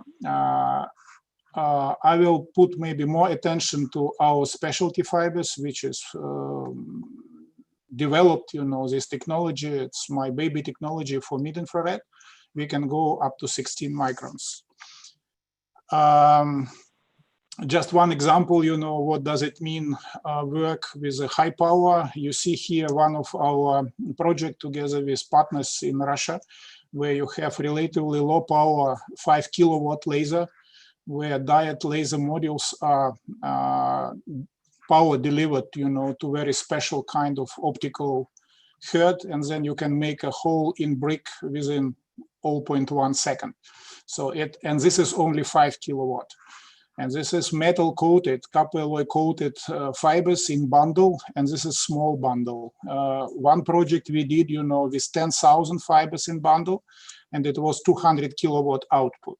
So that's why temperature at this case, must be really well dissipated, and metal helps a lot. It's data again. That side is excellent group in how to say my type of alma mater, our real partners, in Moscow Fiber Optic Research Centers. This interest to develop so-called anti-resonant fibers, when you can really fight with Mother Nature, and instead of huge losses in silica, when, for example, at 4 microns, it can be up to, let's say, 880 dB per meter. You can really make it almost empty, with a hollow and stuff, and then, it can be 40 dB per kilometer at 4 microns. I knew that there are a few groups in the world which are so successful. One is in Moscow, another one is University Bus. Southampton is also progressing. For the manufacturers, I think it's Glow Photonics, which is unfortunately missed for this special event. But what is fantastic, you can also make from this type of fibers Raman lasers. And this Raman laser will generate light at 4.42 microns. Just imagine, it's silica, and wavelength is 4.4 microns. So we are interested in use of these fibers. So that's why, just to say that we are very interested in collaboration with all manufacturers doing Kagome fibers or anti-resonant fibers. Chalcogenide fibers is one of the solutions how to go deeper in wavelengths, up to 6 microns with arsenicum sulfide, or a bit deeper, with arsenicum selenide. But over here, you can see also type of, let's say, anti-resonant fiber, Russian name is revolver fiber, you know. So then it's not made from silica, it's made from chalcogenide glass. And in result, minimum losses for this glass, tellurium arsenicum selenide, will be about 9.5 microns. So you can transmit light of CO2 laser with this fiber, with relatively good profile at the output. Okay, nevertheless, back to my baby, you know, so mid-infrared fibers, which are made from silver halide, their transmission is in perfect match with emissivity of black body at room temperature. So that's why you can really see with the fiber optic pigtailed infrared detectors. This is kind of bolometer or thermopile detector. It can be mercurium cadmium telluride detectors, fiber optic pigtailed. Excellent for infrared endoscopy. And in this direction, we have several projects, partners, company Optris doing infrared camera. And you see here fiber optic bundle, 19 fibers in this bundle to transmit light. In this case, it was tested with black body at room temperature. So the most exciting future for infrared endoscopy will be in medicine, because you can control operations done on heart with radio frequency ablation catheter when infrared endoscope goes through esophagus plus minus 3 centimeters and mirror rotates here. So you can see, if it will be a video, time for video, how this spot is growing. Temperature must be stopped, or heating must be stopped in proper moment. Otherwise, patient will have big problems after the operation, internal bleeding. And fiber, which can be used for that, is extremely flexible. And in this case, it will be disposable. Alternative way to deliver infrared light in mid-infrared is, of course, hollow waveguides. And that's why Hakan already mentioned capillaries. But if there is any kind of additional coating with silver and silver iodide or silver bromide layer, then it will be hollow waveguide, which can be good, you know, to transmit even CO2 laser power. If it will be different thicknesses of the deposited layers, you can optimize it for 5 microns for CO laser.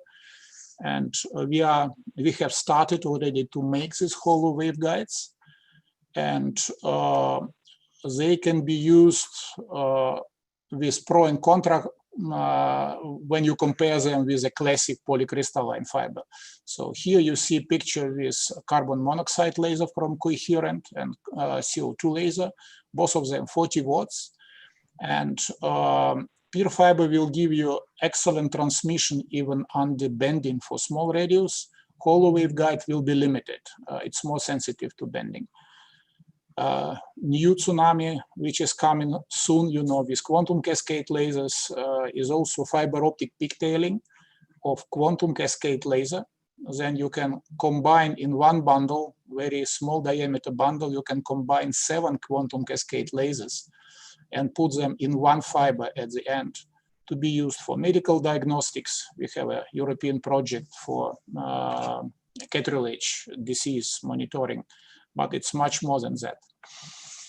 And I already mentioned that there is a difference. When you bend polycrystalline fiber, transmission drops, but for few percent only, even when transmission radius is really about 5 centimeter, or 2.5 centimeter in this case, you know. But hollow waveguide, it's a faster drop, it's almost 20%, but then it's surprisingly is relatively stable even when it goes to the smaller radius. Question if you can bend it.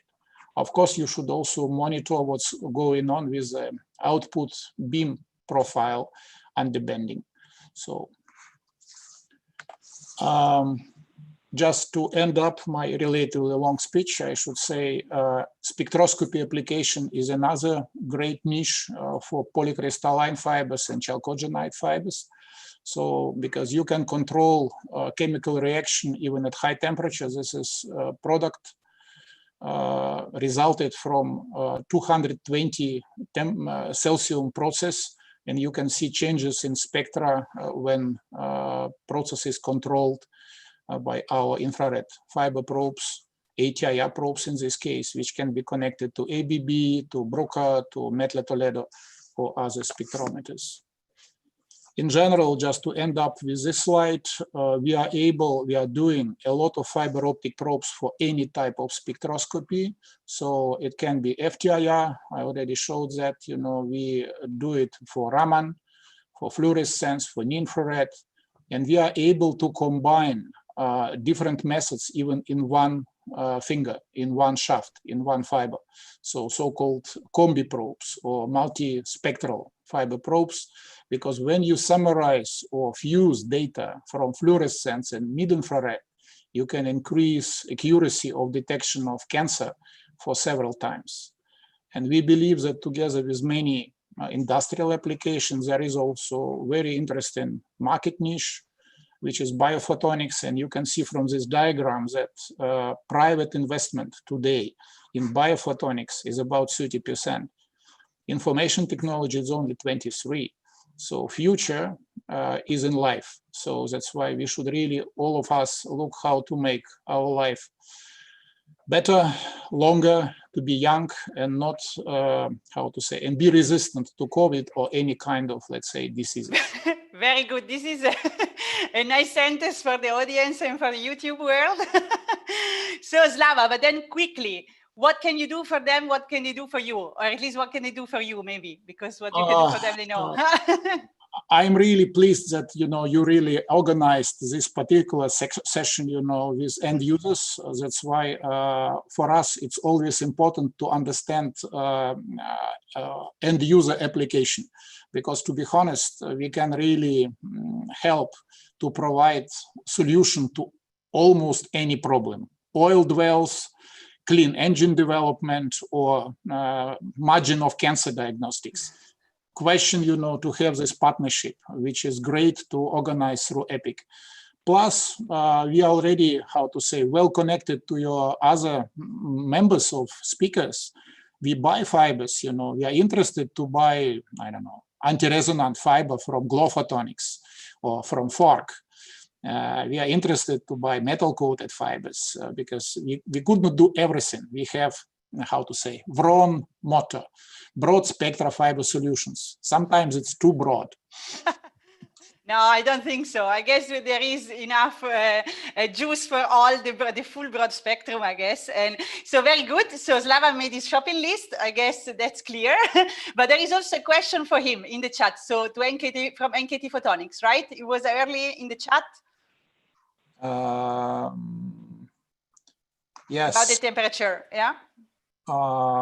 Yeah, for the temperature, okay, it was already mentioned a few minutes before, that aluminum coated fiber, for example, which is very robust, can be produced for the diameter more than 1 millimeter. It works up to 350 degrees Celsius.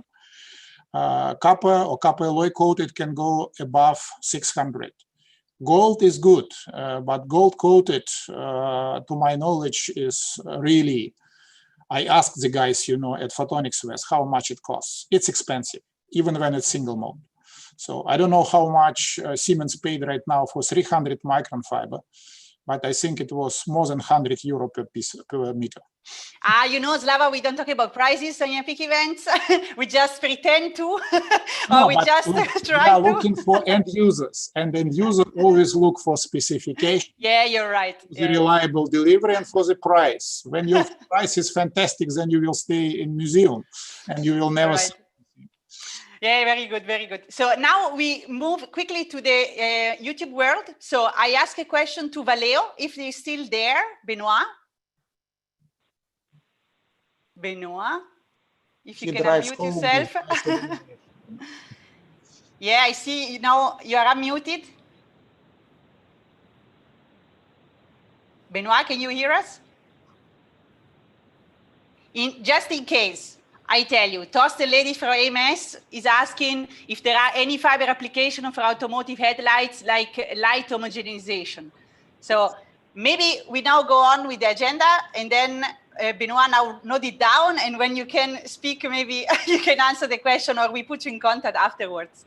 So then, to not forget. So now it's time for the other Benoit, just to not be more confused. So we have now our next speaker from iXblue Photonics. Excuse me, Francesca, maybe we can switch to David before me, because I know that David has to leave earlier than me. And so I can wait a little. Okay, sure. We can also do that. Okay, so David, are you ready then to rock? Yes. So Arden Photonics? No, it's David from... from Photonics Bretagne. Yeah, Okay. Photonics So Bretagne, we have two Benoit and two David. So today is the confusion day. Very good, that's yes. right. So can you see my screen? Yes, if you go to presentation mode, we see, very good. Very good. So there you go. I'm sorry I had to leave quite earlier, and I see we are a bit late, I think. So, but I'll try to be quick. So just a quick words about Photonics Bretagne, just to tell you that we have been doing fibers for at least 40 years now. As some of you know, there was the research center of France Télécom, who was in Lannion in the 60s. And so very quickly, people started to make optical fibers. So we have been making fibers for, let's say more than 30 years. And Photonics Bretagne is both actually a cluster with a lot of companies, so based in Brittany, and we are also an RTO dedicated to the fabrication of specialty optical fibers and also components. So just a quick word on the Brittany. As you might know, there's a lot of companies there, and I will just go to the next and the most important slide.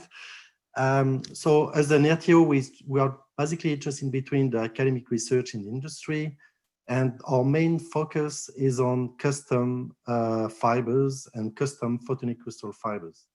So that's really our main business. So if some of you or some of the customers, they want a very specific fiber that they can't find off the shelf from any of the fiber company, then they can come to us and we'll try to offer something. So we are mostly dedicated on silica. So we are not doing any kind of soft glass or polymer, but it's like 100% silica. Any kind of design. You see on the bottom of the slide, you see some example of the PCF that we have been doing in the last couple of years. It goes from basically hollow core to VLMA, airclad, fiber for, let's say, sensing, suspended core fiber, endlessly single mode fiber, fiber for generating supercontinuum. So it's quite a wide range of optical fibers, but it's not only photonic crystal fibers, it's also multi-core fibers. We have been doing a lot of, I would say, some multi-core fibers in the past, 7 core, 12 cores, any kind of design as it's custom.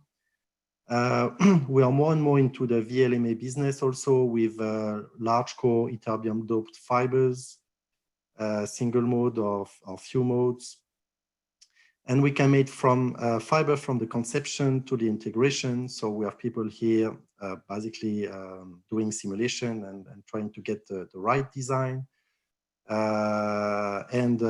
have all the facility to make the core. So we have an MCVD latte with phase vapor deposition system. For the photonic crystal fibers, it's a stack and draw process. So we have a brand new drawing tower with like an industrial grade. And we have all the characterization tools to basically characterize the fiber we make. And so we are almost, ISO 9001 will come in the next couple of months. So we basically are like an industry, like a company. So active passive fibers, different kind of doping. We master ytterbium doped fibers, erbium doped, Sherman doped. We can make some fluorine and boron, also rods, germanium, obviously. We can make stress rods for PM fibers. We can make any kind of capillaries, doped and undoped. We can make tapers. It could be tapers made with a splicer or tapers made with the drawing tower. We can make combiners, etc. So I think that's basically it. We can also do some simulation. There's quite a lot of companies around the table here making optical fibers. But if you don't have the simulation tool and you want to ask us for some simulation, we can also do some simulation study for you. And yeah, that's about it. So that's the main important slide here. And just a quick last slide saying that we are also, as an RTO, developing the biophotonic stuff. So it's not only on fibers, but just if some of you are interested in the biophotonics topic, and especially for agriculture, agri-food, feel free to contact us also. And we have a beautiful place here in Lannion. So you see on the right, you have the drawing tower, brand new drawing tower. And on the left, you have the coast near Perros Guirec. And so that's another the kind of tower that you see. It's a lighthouse, but it's still light. And so you're very welcome to drop by in Brittany and visit us and at some stage. Lannion is indeed beautiful, beautiful location. And I think this summer, since it's not so easy to reach, you will have one of the best locations to keep some social distances. I'm going to go there myself. I'm going to come and visit and see your tower this summer, I promise you. With pleasure. One thing that I always want when I see your presentation, by the way, Agri-Photonics is here. It's a huge market. And on Friday, we have really, really top participants again. But when it comes to the manufacturing, you said that you offer also design services. I think that's one of the weakest part of the supply chain as of now. Can you specify a bit more what can you do for them? What can they do for you in the field of design and simulation? But basically, as a fiber manufacturer, we have been designing fibers for more than 20 years also. And I know that most of the people around the table here can design also their own fibers, but maybe we have some quite good experience in that, in like specific PCF. And usually when we make a fiber, we always try to, do the simulation, obviously. And it could be also a stop and go for our customer. That means that we can start with the simulation, and then there's some kind of report saying what we can promise. And most of the time, basically, we can make the fiber very similar to the fiber that we're making the simulation. So when we can make any kind of simulation, I would say, in terms of design of optical fiber. David and I have been working with a lot of companies in Europe aligning what is submitted as a proposal for Photon Hub. And if this works, I am really going to be around the world, making sure that people really get in touch with what you have built. This Photonics Hub that you have built in Lannion is out of this world. I would like to congratulate you because it's very special what you have done aligning all these companies together. And one of them is the next speaker, because now he's ready to speak and I really love what they do at iXblue. Benoit, thank you very much for joining, and let us know what we can do for you and what can you do for us, and start some cooperations here. The floor is yours. Okay, thank you, Jose, and thank you, Francesca, for this meeting. Is it okay with my presentation? I'm sure it is. Okay. iXblue is always fantastic. Control L. It's a PDF, so is it okay? It's coming.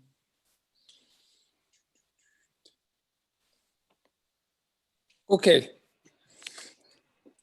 Okay, so a few words about iXblue Specialty Fibers division. It's difficult to stay in under 6 minutes to speak about iXblue.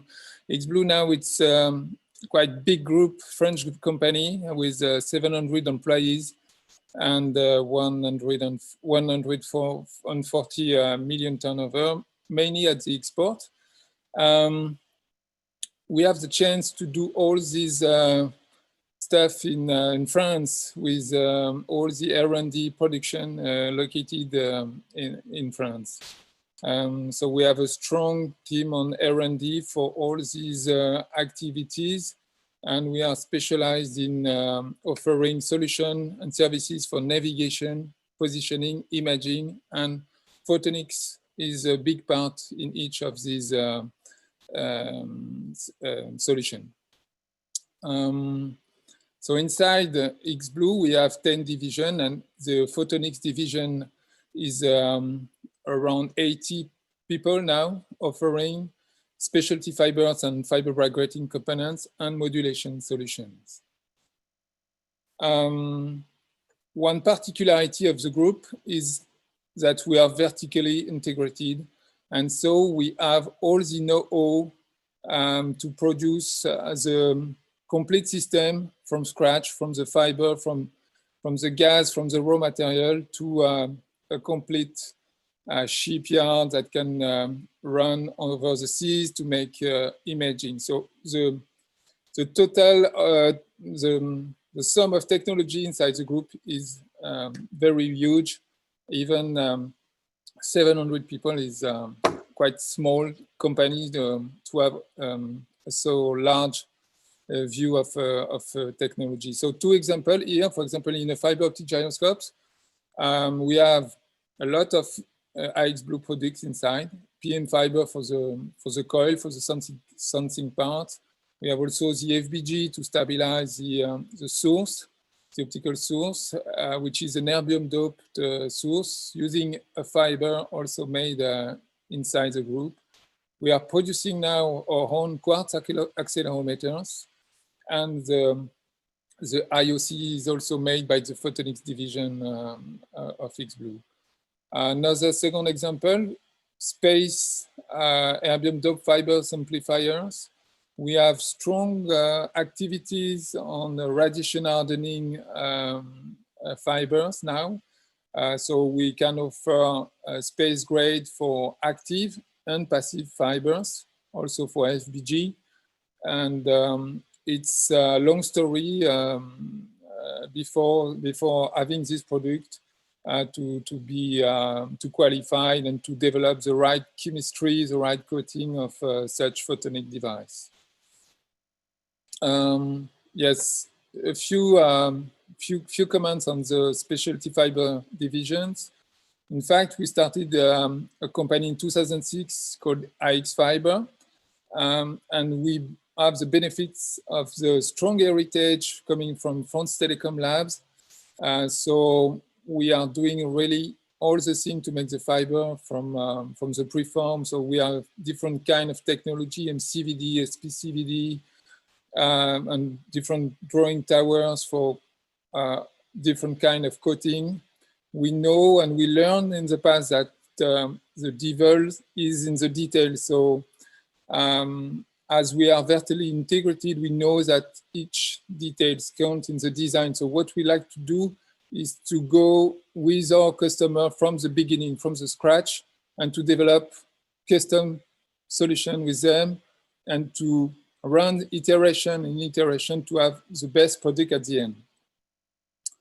So a strong activity on R&D with PhD inside the company, and as much as we can, papers in every conference.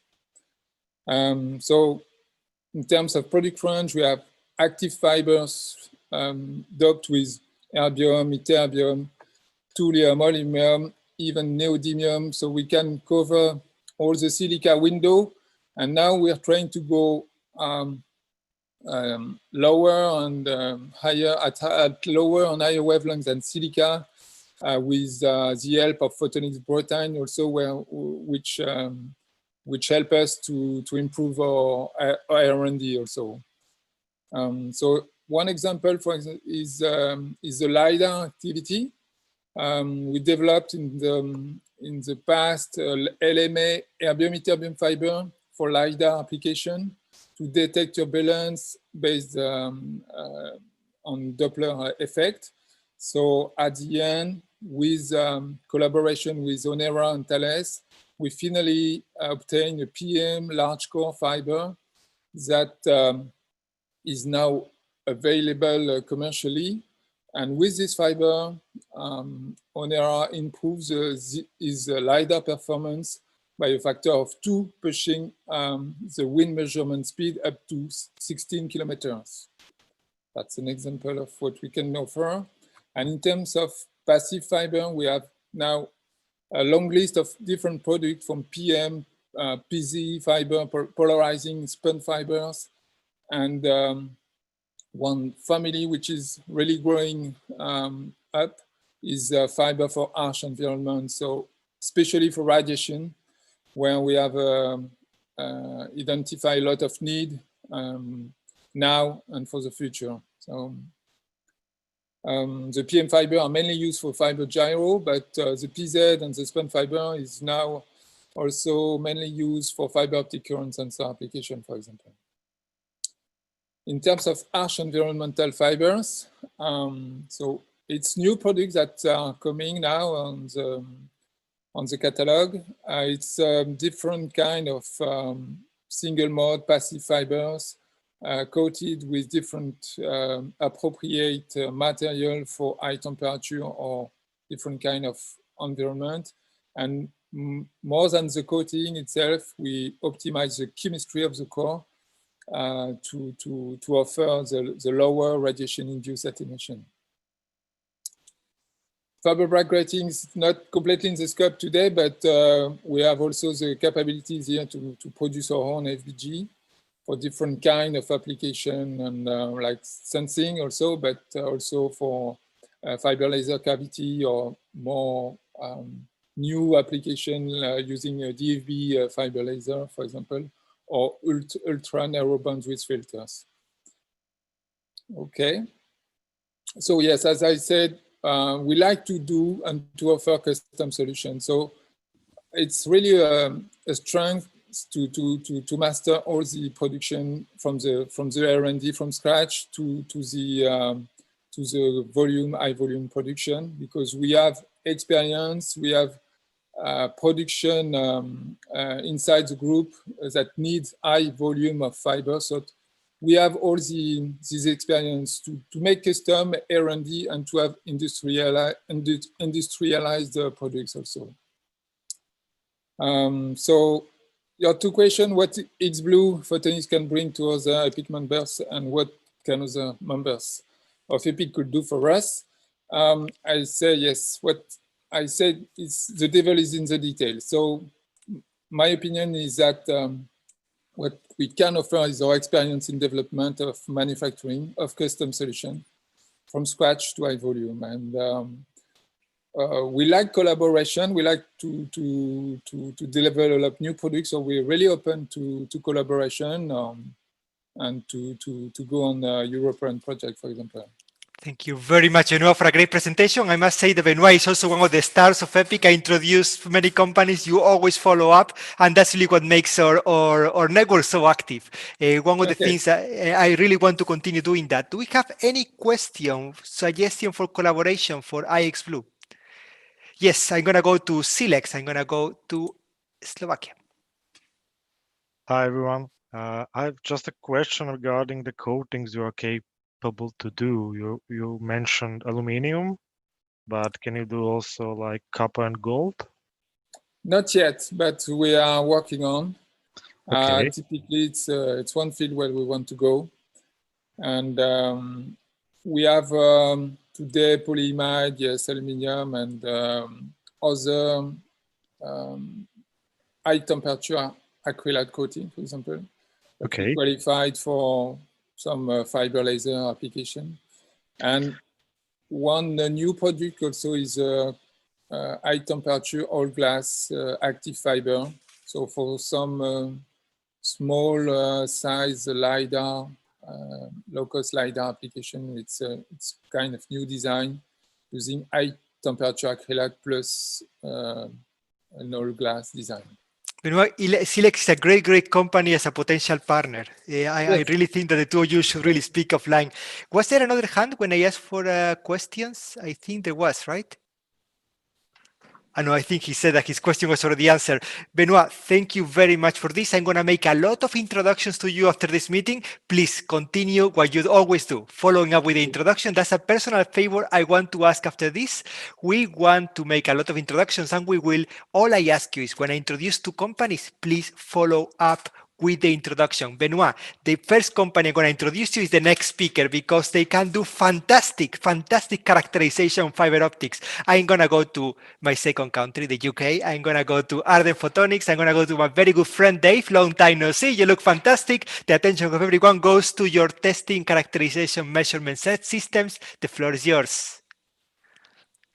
Hi, thanks, Jose. Thanks for that introduction. Let me just share my screen.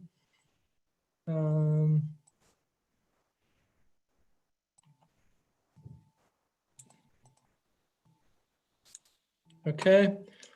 Can you see that okay? Perfectly. Can you hear me? Yes.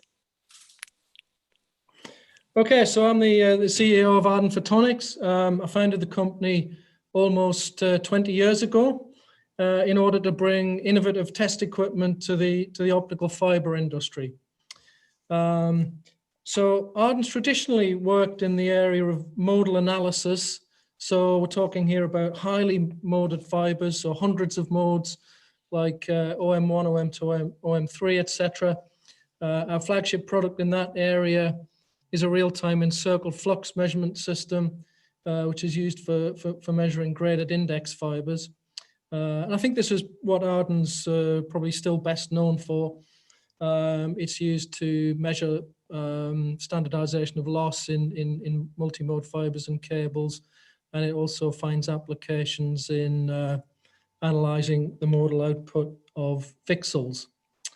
More recently, however, we've become very interested in characterizing specialty fibers and the particular measurement challenges that they bring.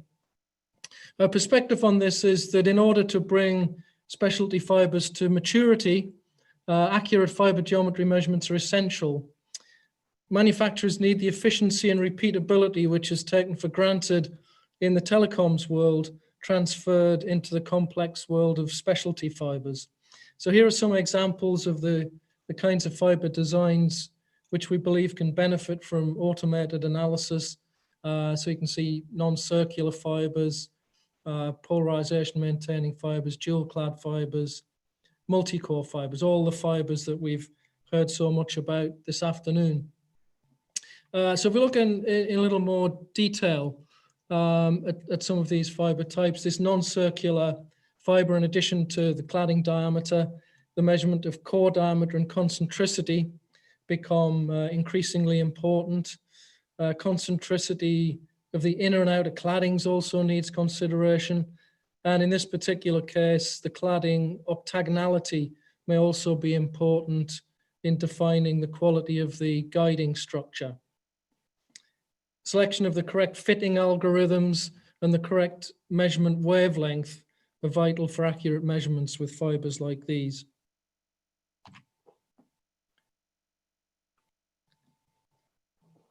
In reflection mode, dark field illumination really helps to see, to show the details of the structure of the fiber.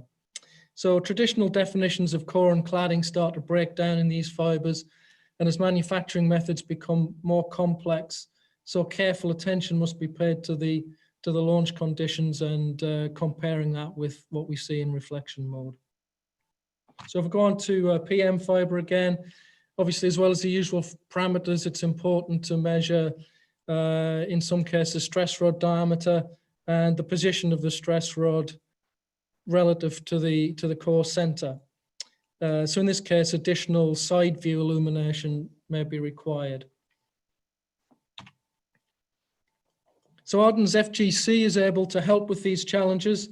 Our FGC is in use in manufacturing and R&D in Europe, Asia, and North America, giving rapid measurements repeatable down to 1/10 of a micron. All of the fiber types that I showed earlier can be measured in seconds on the FGC, and we believe this could be an important contribution to the commercialization of some of the designs that we've been talking about this afternoon. So we work collaboratively with our customers. Recently, we responded to customer needs to measure large fiber arrays. So we added lateral scanning capability to enable us to do that, up to 64 fibers. And as I've already mentioned, capillaries. We're currently working hard to extend our measurement capability to coatings. We aim to extend our core strength in modal analysis, which is where we came from historically, by looking at automation of the modal content measurement in in, well, single mode or few moded fibers. So kind of sometimes known as S² measurement. As I said, as a company active in a niche technology field, we find plenty of ways to collaborate. Two examples of this recently. Arden provides experts to the IEC to support their work in fiber and cable standardization. The IEC is just about to take a closer look at the measurement of active fibers, including geometry, but also NA and attenuation and other characteristics. We're currently working on two joint projects with the National Physical Labs in London. One is a technology transfer of some research work that we did on a Europe-wide project called PHOTIND. PHOTIND was a 3-year project which studied advancements in fiber characterization. Arden contributed to the measurement of far-field NA measurements and modal control in photonic waveguides. The other project is aimed at extending the range of calibration standards available for fiber geometry measurements. At the moment, the only so-called golden fibers that are available for calibrating fiber geometry systems have a diameter of 125 microns. As a result of this work, we're hoping to produce standards up to 800 microns in diameter, which should encompass most of the fiber types that we've been talking about. So that was all I wanted to say. I gather from the presentation so far that I have to answer 2 additional questions. Very good. So in terms of what we're looking for, you know, just thinking about the fibers that I've showed, we're really interested in photonic crystal fibers. That's not something that we're actively working on at the moment. So I'd be really interested in talking to anybody that feels that there's some characterization challenges that we can look at there. So specifically hollow core fibers.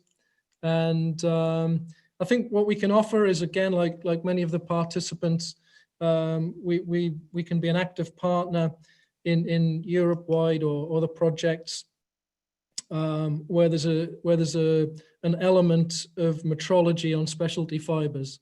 So would be very willing to participate in any of those and hear from some of the other speakers and participants today. Okay. Very good. I guess the list is clear. So let's see now in the room if someone wants to discuss with you here or maybe offline. So the list is clear. He wants the challenges in hollow core fiber and photonics crystal fibers. Is there someone who wants to comment? Also on other fibers, of course, that you might want to let be diagnosed. So for example, don't restrict it to hollow core fibers, you know, any fiber structures. Multi-core is always an interesting challenge. Yeah. Yeah, so if they're all shy, now I pick someone. So Steve is smiling, so he knows it's a probable pick. Steve, do you have any comments on this? Not particularly. I mean, we're open to partner with Arden and, you know, provide a sample, see what kind of characteristics you can provide. Yeah, okay. Love to. Yeah, we'll be in touch, Steve. Yeah. Very good. So you see, not to comment, but already on the right on the right attitude. Thanks a lot. So other comments from others, from Tomasz, maybe from Fluence. You're all very quiet. Yeah, no, from Thomas, from Fluence, because I really made some marketing for them before. Thomas, how do you measure your fiber? What can Arden Photonics do to help you? Usually use fibers which are delivered to us, so we just believe. Can you hear me? A bit louder would be better.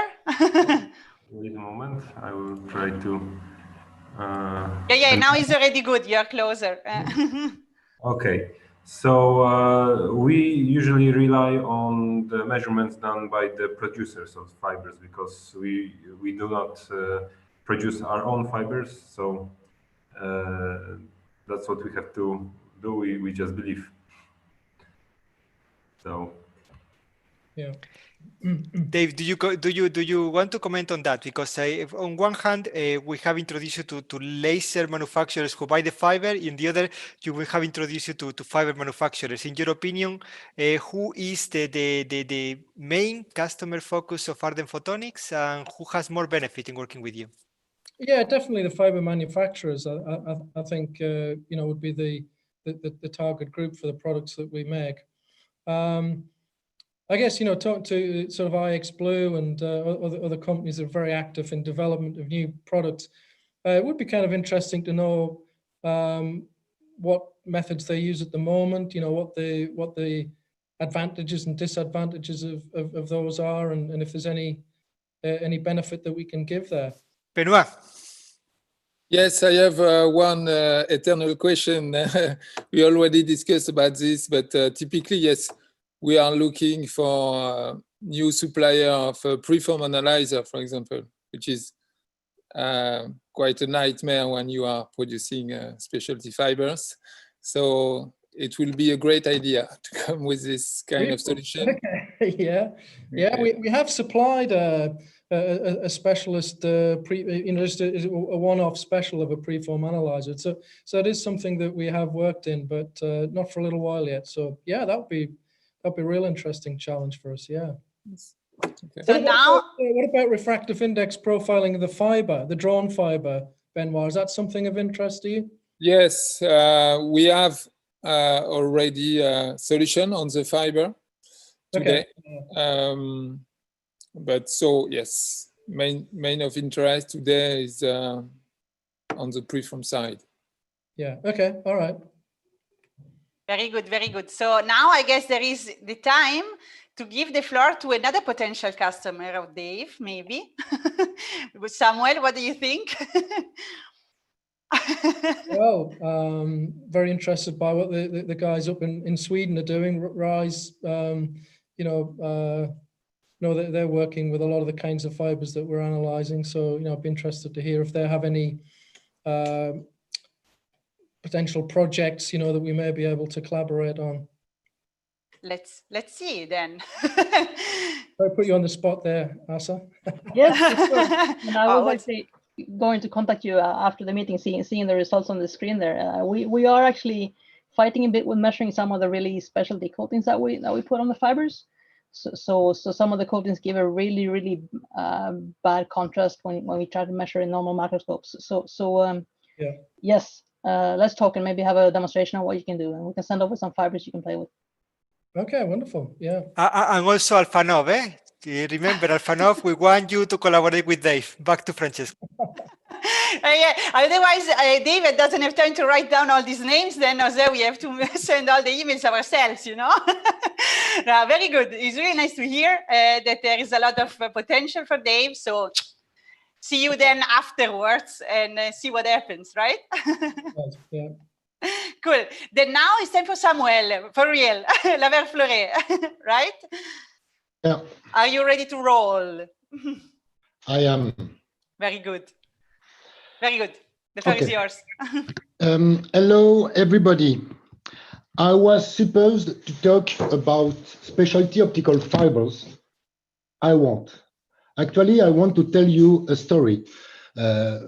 This story is about a glass, fluoride glass, that has been discovered by two brothers, Michel and Marcel Poulain, my father and my uncle. And I want to talk about this glass first. I don't have any control about the screen, which is rather disturbing. Oh, really? But you are moving... Okay, it works now. Okay. This glass, two main, can you hear me? Yeah. Okay, thank you. This glass exhibits two main qualities. First, a large broadband window of transparency from close UV up to mid-infrared, 5.5 nanometers, microns around. And our fiber technology exhibits the best transparency in the 2 micron, 5 micron range. Second, quality. This technology has a low phonon energy that allows many rare earth transitions. Actually, it is about more than 50 rare earth transitions. And all of them can be of interest. And we are working on several of them. So now the story is also about an ecosystem. And now, during this presentation, I will say we, but this we is not le Verre Fluoré. We is this ecosystem we are building. So we've got 4 official partnerships: Cellen Optics, the only company that manufactures PCF chalcogenide fibers; Leocos, which is a French manufacturer of supercontinuum laser source, and now it has become the world leader of mid-infrared supercontinuum laser source, an outstanding and very growing market. Another partner is Topnir. I guess it is not well known in this photonic world, but it is an outstanding company dedicated to oil and gas spectroscopy analysis, and they obtain outstanding results. I will show you, they operate in the near-infrared range, and we are a partner, 15 years old partners. They are especially good in signal treatment, mathematical analysis, and machine learning, which is really relevant for spectroscopy, especially the spectroscopy we are currently developing based on FTIR on supercontinuum laser source. The 4th official partner is Le Maya Laser, which is a joint venture between Le Verre Fluoré and COPL leaders. COPL is by far the best laboratory working on mid-infrared fiber laser. They're based in Quebec, Laval University. And we have created this company 1 year ago, and we have sold more than 10 lasers so far, so it is very promising. There are also 4 non-official partnerships with significantly bigger companies, but currently it's about potential big business. And so currently we cannot disclose their names, but we are in very close collaboration. So now this ecosystem is made of currently 9, and we are talking about partnership, not sales management, partnership. So now I will tell you about all the application that we think it's really fits the 21st century. So let's first part, industry and ecology. You know, with the COVID crisis, we have time to focus and to think. It's really the future of the Earth. We need to save the Earth. So we first have oil and gas spectroscopy operating in the near-infrared range.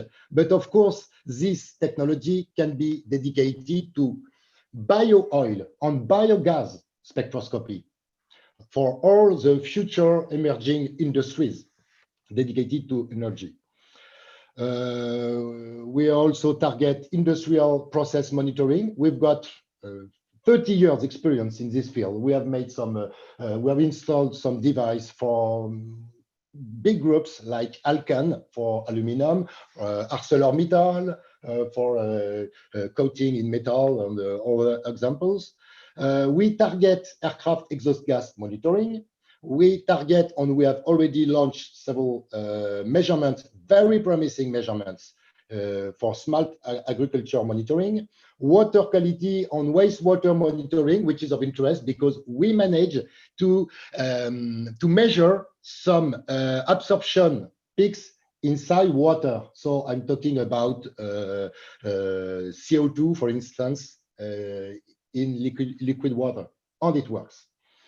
And we also target urban pollution monitoring, and all those technology can rely on 2 potential technical solutions. One which is very well known all over the world, in particular in Europe, which is UCL, QCL, for spectroscopy.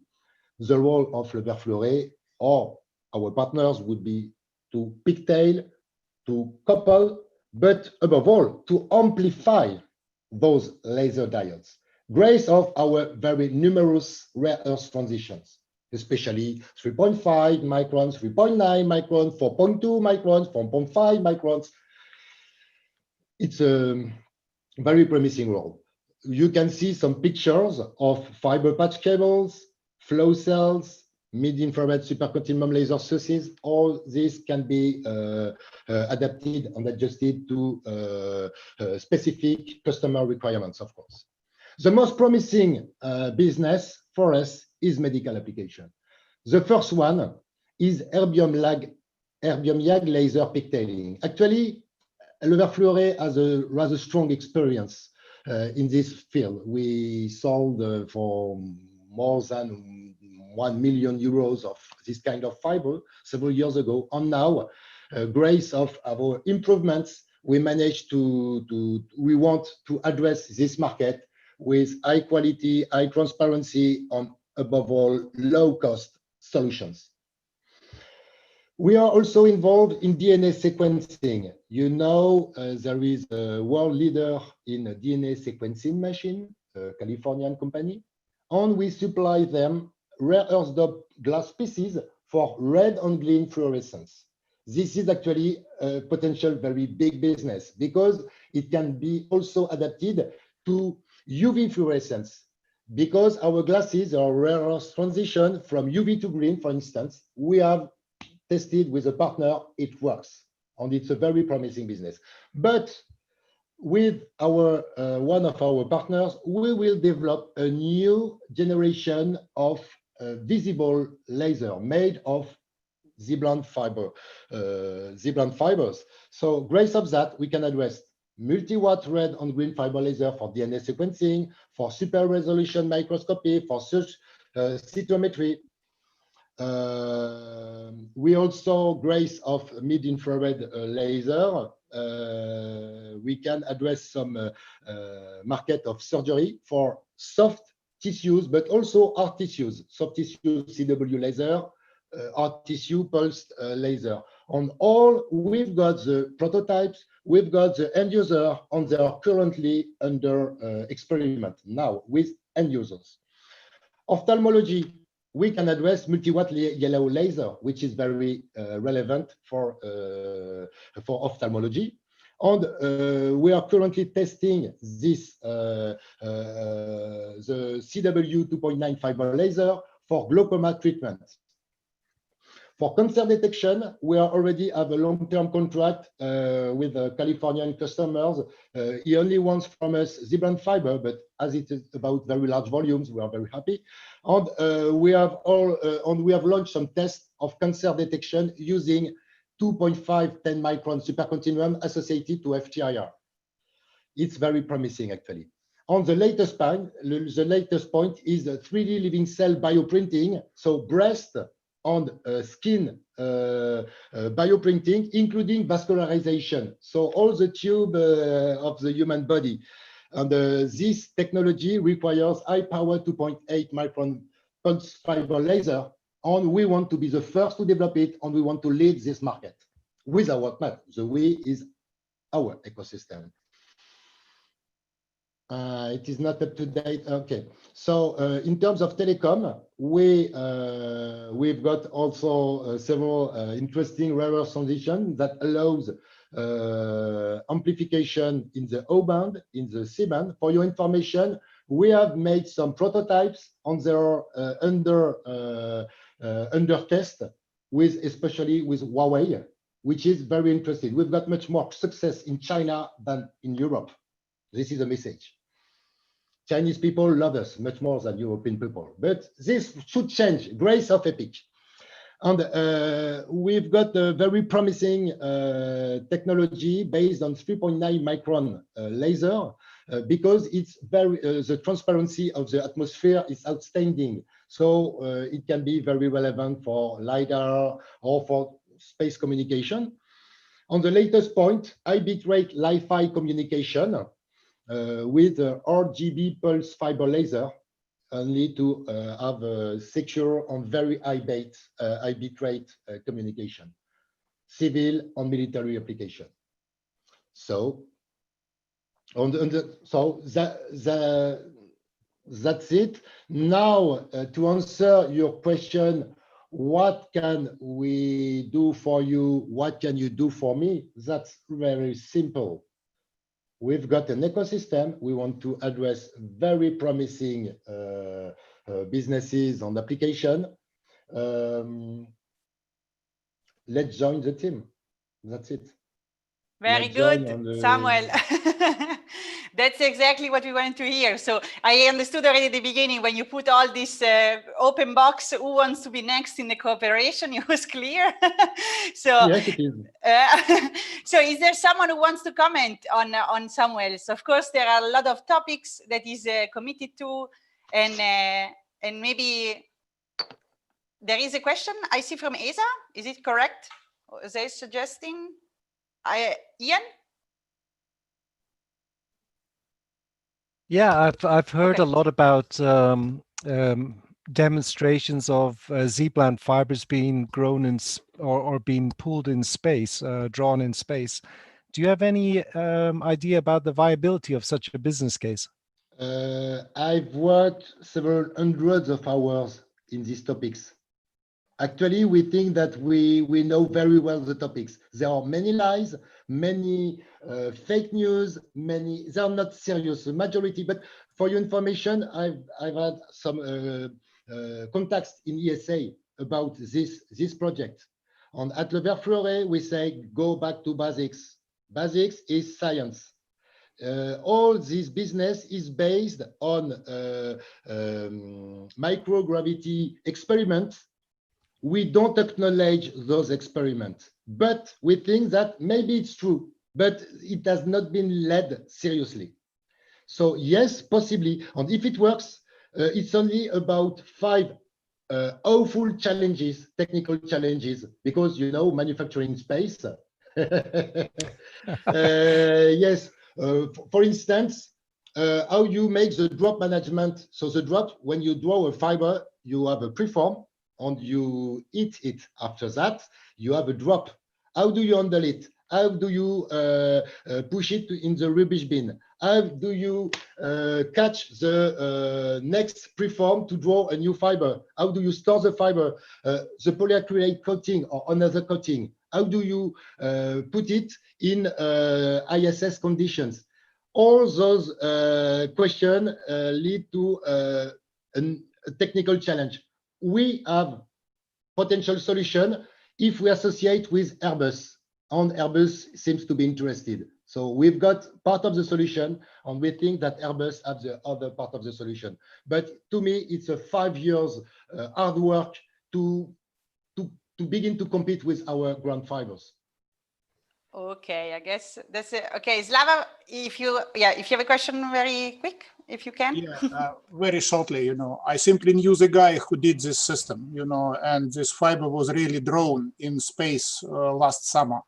It was published, you know, so I agree with Samuel that it's not easy and it's not cheap, but NASA really put very good money, you know, to send this stuff up. And it was a nice astronaut woman who simply helped to push buttons. And the fiber which returned back to the Earth was really better because there are some advantages when you draw the fiber without gravity. Okay, very good. I guess. I'm sorry, it's not true. I've got very accurate information. You know, I've got many contacts in NASA, for instance. I know the guys, I know who decide, I've already discussed with them. I'm sorry, but this is a lie. Okay, I guess Ian has to ask. So I'm sorry, but we are a serious company. On the serious company, we hate lies. I understand. Samuel, maybe we can have a chat later on offline. Yeah, with pleasure. Exactly. Ian found now two consultants in one at once. Very good. So thanks a lot for your questions and replies. So for sure, afterwards there is time to catch up on this. And now it's finally time for Adi from Coherent. Adi, are you there? Yes, can you hear me? Yes, very good. So are you comfortable in sharing your screen? Yes, let me give my second attempt. I think this should work this time. Yeah, very good. Then the floor is yours. Can everyone see my screen? Not yet. There is this button, the green one, like you did Yeah. the last time. Yes, now. There you go. Okay. Can you see my screen now? The slides. It's coming, I guess. And Yes, it is very good. Nuffern time. It is coherent time. The floor and the attention of everyone is yours. Please keep the time, please. Absolutely. Oh, So- you are sharing the wrong screen. So you have to go to the top of the window and change the screen that you want us to see. Or unplug the second screen, which is easy and works always. Okay.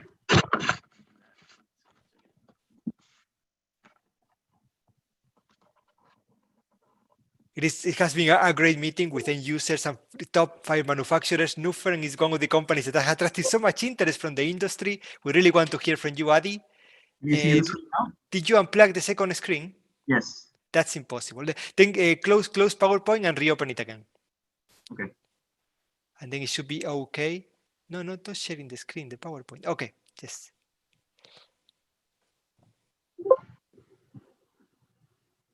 I'm sure we can solve this.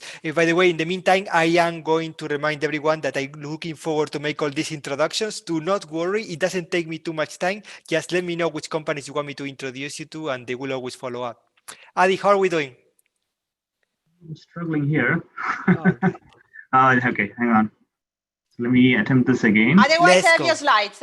I have them here. Yeah, why don't we do that? That's Yeah, okay. let's do that. Yeah.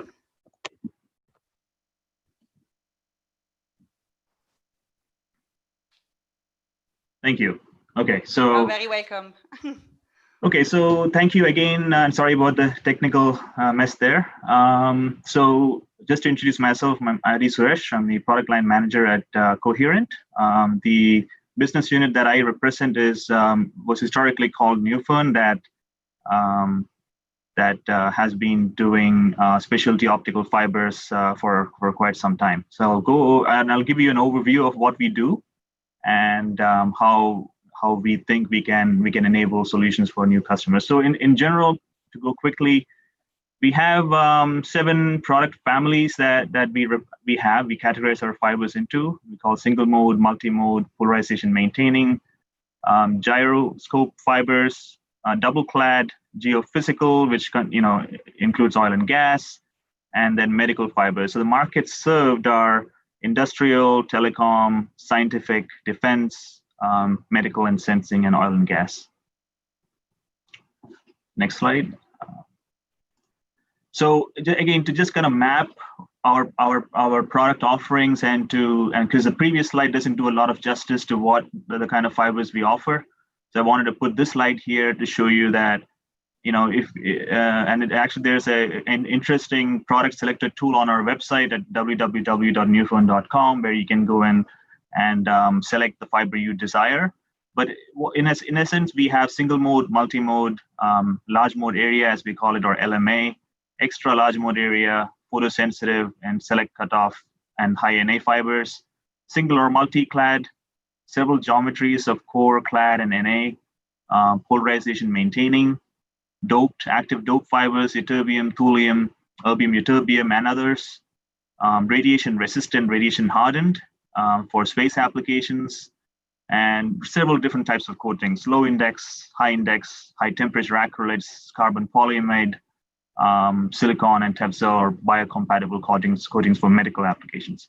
We also have unique fibers called flat top fibers that have a very flat top beam profile that is finding some interesting applications in medical and some automotive and some LiDAR applications. So on the right, you see a lot of our applications that these fibers go into.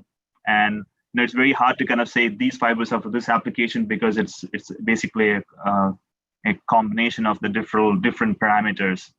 So, but very quickly, we own a big market share of fiber laser and amplifier double clad fibers that is used for material processing, whether it's for cutting, welding, laser cleaning, or ultra fast applications. So that's our main business, but we also have a lot of other segments that we support, and myself in my particular role that includes sensing, medical, gyroscopes, and the defense and telecom communities. Next slide. So just quickly, I mean, obviously we do make fiber and we use the MCVD process and also some other techniques to make glass. That's all made in-house. So this slide just shows you our standard process. Next slide. And this is our draw capabilities. We have several MCVD towers. We have several draw towers that you can do fibers, canes, capillaries. We have 4 towers that are online right now, and they do UV cured coatings. We can do thermally cured coatings, cell bufferings, up to 60 mm preforms, and draw several types of complex assemblies, including spinning of preforms. So just to quickly talk about, all of those fibers that I showed earlier in the slide, where I had the matrix of applications versus our fiber types, are our standard fibers. We have a very large area of standard fibers, but we never, it's not like we don't entertain. We actually entertain a lot of custom fiber solutions for our customers, because we know that custom fibers are what will eventually evolve into excellent applications and enabling solutions. So we ourselves have become successful by doing that. So we continue to entertain a lot of custom options where customers have asked for satellite cores, different refractive index profiles, different shapes of cladding diameters, or shapes of claddings, or spun fiber solutions. So we've done a lot of different work there, and we continue to do that. Also, our measurement and test capabilities are pretty unique and scaled. So we have, obviously, we can measure all the geometries, absorption. We're also set up to do Telcoria qualification for high reliability, and then basically characterize the fibers, including dispersion for certain applications.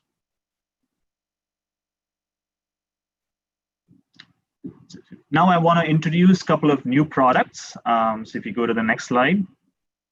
So I want to also premise this with the fact that we have actually made a more in-depth presentation in the last EPIC World Tour meeting, and Clémence Jolivet, my colleague who runs the R&D team, has presented that, and I can make that slide available if you're interested. But this is a quick snapshot of what we do, what we are offering. So these are new double-clad ytterbium doped fiber offerings that are enabling the current oscillator designs to go above and beyond 2 kilowatt output power levels. It lets the customers or integrators keep the current fiber laser architecture without changing and incurring costs, and at the same time scale up the power beyond 2 kilowatts, reduce SRS and TMI, or minimize them, and optimize if these fibers are optimized for pump wavelengths. So for example, if you prefer to pump at 915 or if you prefer to pump at 976 nanometers, we can actually, these fibers are optimized and we provide 2 different options. And these designs also significantly reduce photo darkening to the detection limit. And it's also a very cost-effective solution for fiber lasers. So that's the latest product offering. But we also have triple clad fibers. We want to go beyond the 2 kilowatts, and it enables up to 4 kilowatts or even beyond that. And we also provide matched passive beam delivery fibers and fibers for combiners that minimize any splice loss or eliminate splice losses that you may have in the system. So those are the 2 types of products we introduced for the CW fiber laser applications, which go into cutting and welding. If you go to the next slide. And so these are also a little bit newer. As you know, the certain markets like 5G and flat panel display are challenging manufacturers of ultra-fast fiber lasers to deliver cost-effective solutions. And also, especially in cutting new materials that are being driven by the FPD and 5G markets, especially in non-metals, where precision cutting at a very fast rate and throughput at the same time, low cost is very, very critical. So here we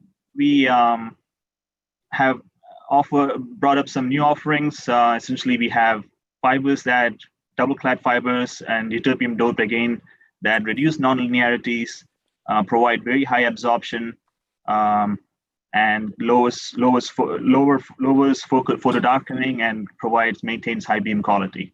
So there are 3 different varieties of fibers we've offered depending on the power scaling requirements that customers have. Whether obviously these will be in a MOPA architecture where customers will have an oscillator, and oscillators already use coherent Newfound's fiber in their cavities today, but this will let you scale up the power beyond that. So this is designed to achieve high peak powers at the same time ensuring high reliability. So that's I think that's the last slide. Fantastic. Why don't you tell us the most important thing here, the epic question? What can we do for you? What can you do for us? So it's a very good question, and the main thing that we can do is leverage our very high volume manufacturing capability and our expertise in these different applications, and especially in the double-clad fiber designs that I've shown. And we always want to work with customers not just to meet specs. We actually like to engage in a collaborative discussion with the customer, potentially even their end users, to try and connect to finding an actual solution that makes it work for everyone. And I must say that every company that we have introduced to you, to Newfern, to Coherent, they always follow up. You are a star of the show. We are going to be able to make a lot of introductions. You know, for me, I really learned a lot in this meeting. The first thing that I learned is that there is new big markets. I love the presentation from Siemens in which they told us about this industrial setting of 260 degrees C. There is a trend to go to 300 C, and then there is obviously a room for cooperation with ASA from Reiss from Sweden. We talk a lot about shape sensing. The multi-core fibers are really in shape now, and I really love the presentation from Fibersail and the potential collaboration there with FVGS and with Somni. I hope we make something happen there. Polymer fibers are the fiber of choice for automotive lighting. That was clear from Valeo. There is going to be a lot of introductions being made to Valeo. I would like to thank Hector Frati from DBM. He was the person who got us this fantastic speaker from Valeo. Hector, you are a star of EPIC. I also learned a lot about structural health monitoring, and I would like to once again congratulate this cooperation between 4 EPIC members, Sony, Luna, Silex, and GHT. They are going to make the fiber sensors for the Genoa bridge. I'm going to go there, and we're going to make a lot of fuss about this. Hollow core is growing. The presentation from ALPhANOV was crystal clear on that, and also PCFs. And there I really want to talk a little bit that there is companies in Europe who are really manufacturing the best photonic crystal fibers. They have their own towers, so you go to Limoges or visit Photonics, you will be amazed. And this is a market that is really focused on the best European technology. The mid-infrared sector is growing. I love the presentation from ALPhONOV. I also love the presentation from Samuel from LVF. The big growth there seems to be also not only mid-infrared, but also longer wavelengths. Leoni talked about the 3D printing being delivered for 3D printing. We have to look at that closely. And I would like to close with a statement from Slava from ALPhONOV. It's about medical, about improving lives. And the biggest market growth, and I had the market reports, the biggest market growth is endoscopy. We really talk a lot about different challenges, and they all seem to be around coatings and protection. In my opinion, this has been one of the best online technology meetings. Francesca, great job. All of you, fantastic Q&A. I hope we make a lot of introductions after this, but you are epic. Continue being epic. Only 3 more to go. Enjoy summer. See you. Bye-bye. Thank you, guys. Thank you, See Jose. you. Thank you. Bye. Thank you, Francesca. Thank you very much, Thank everyone. you.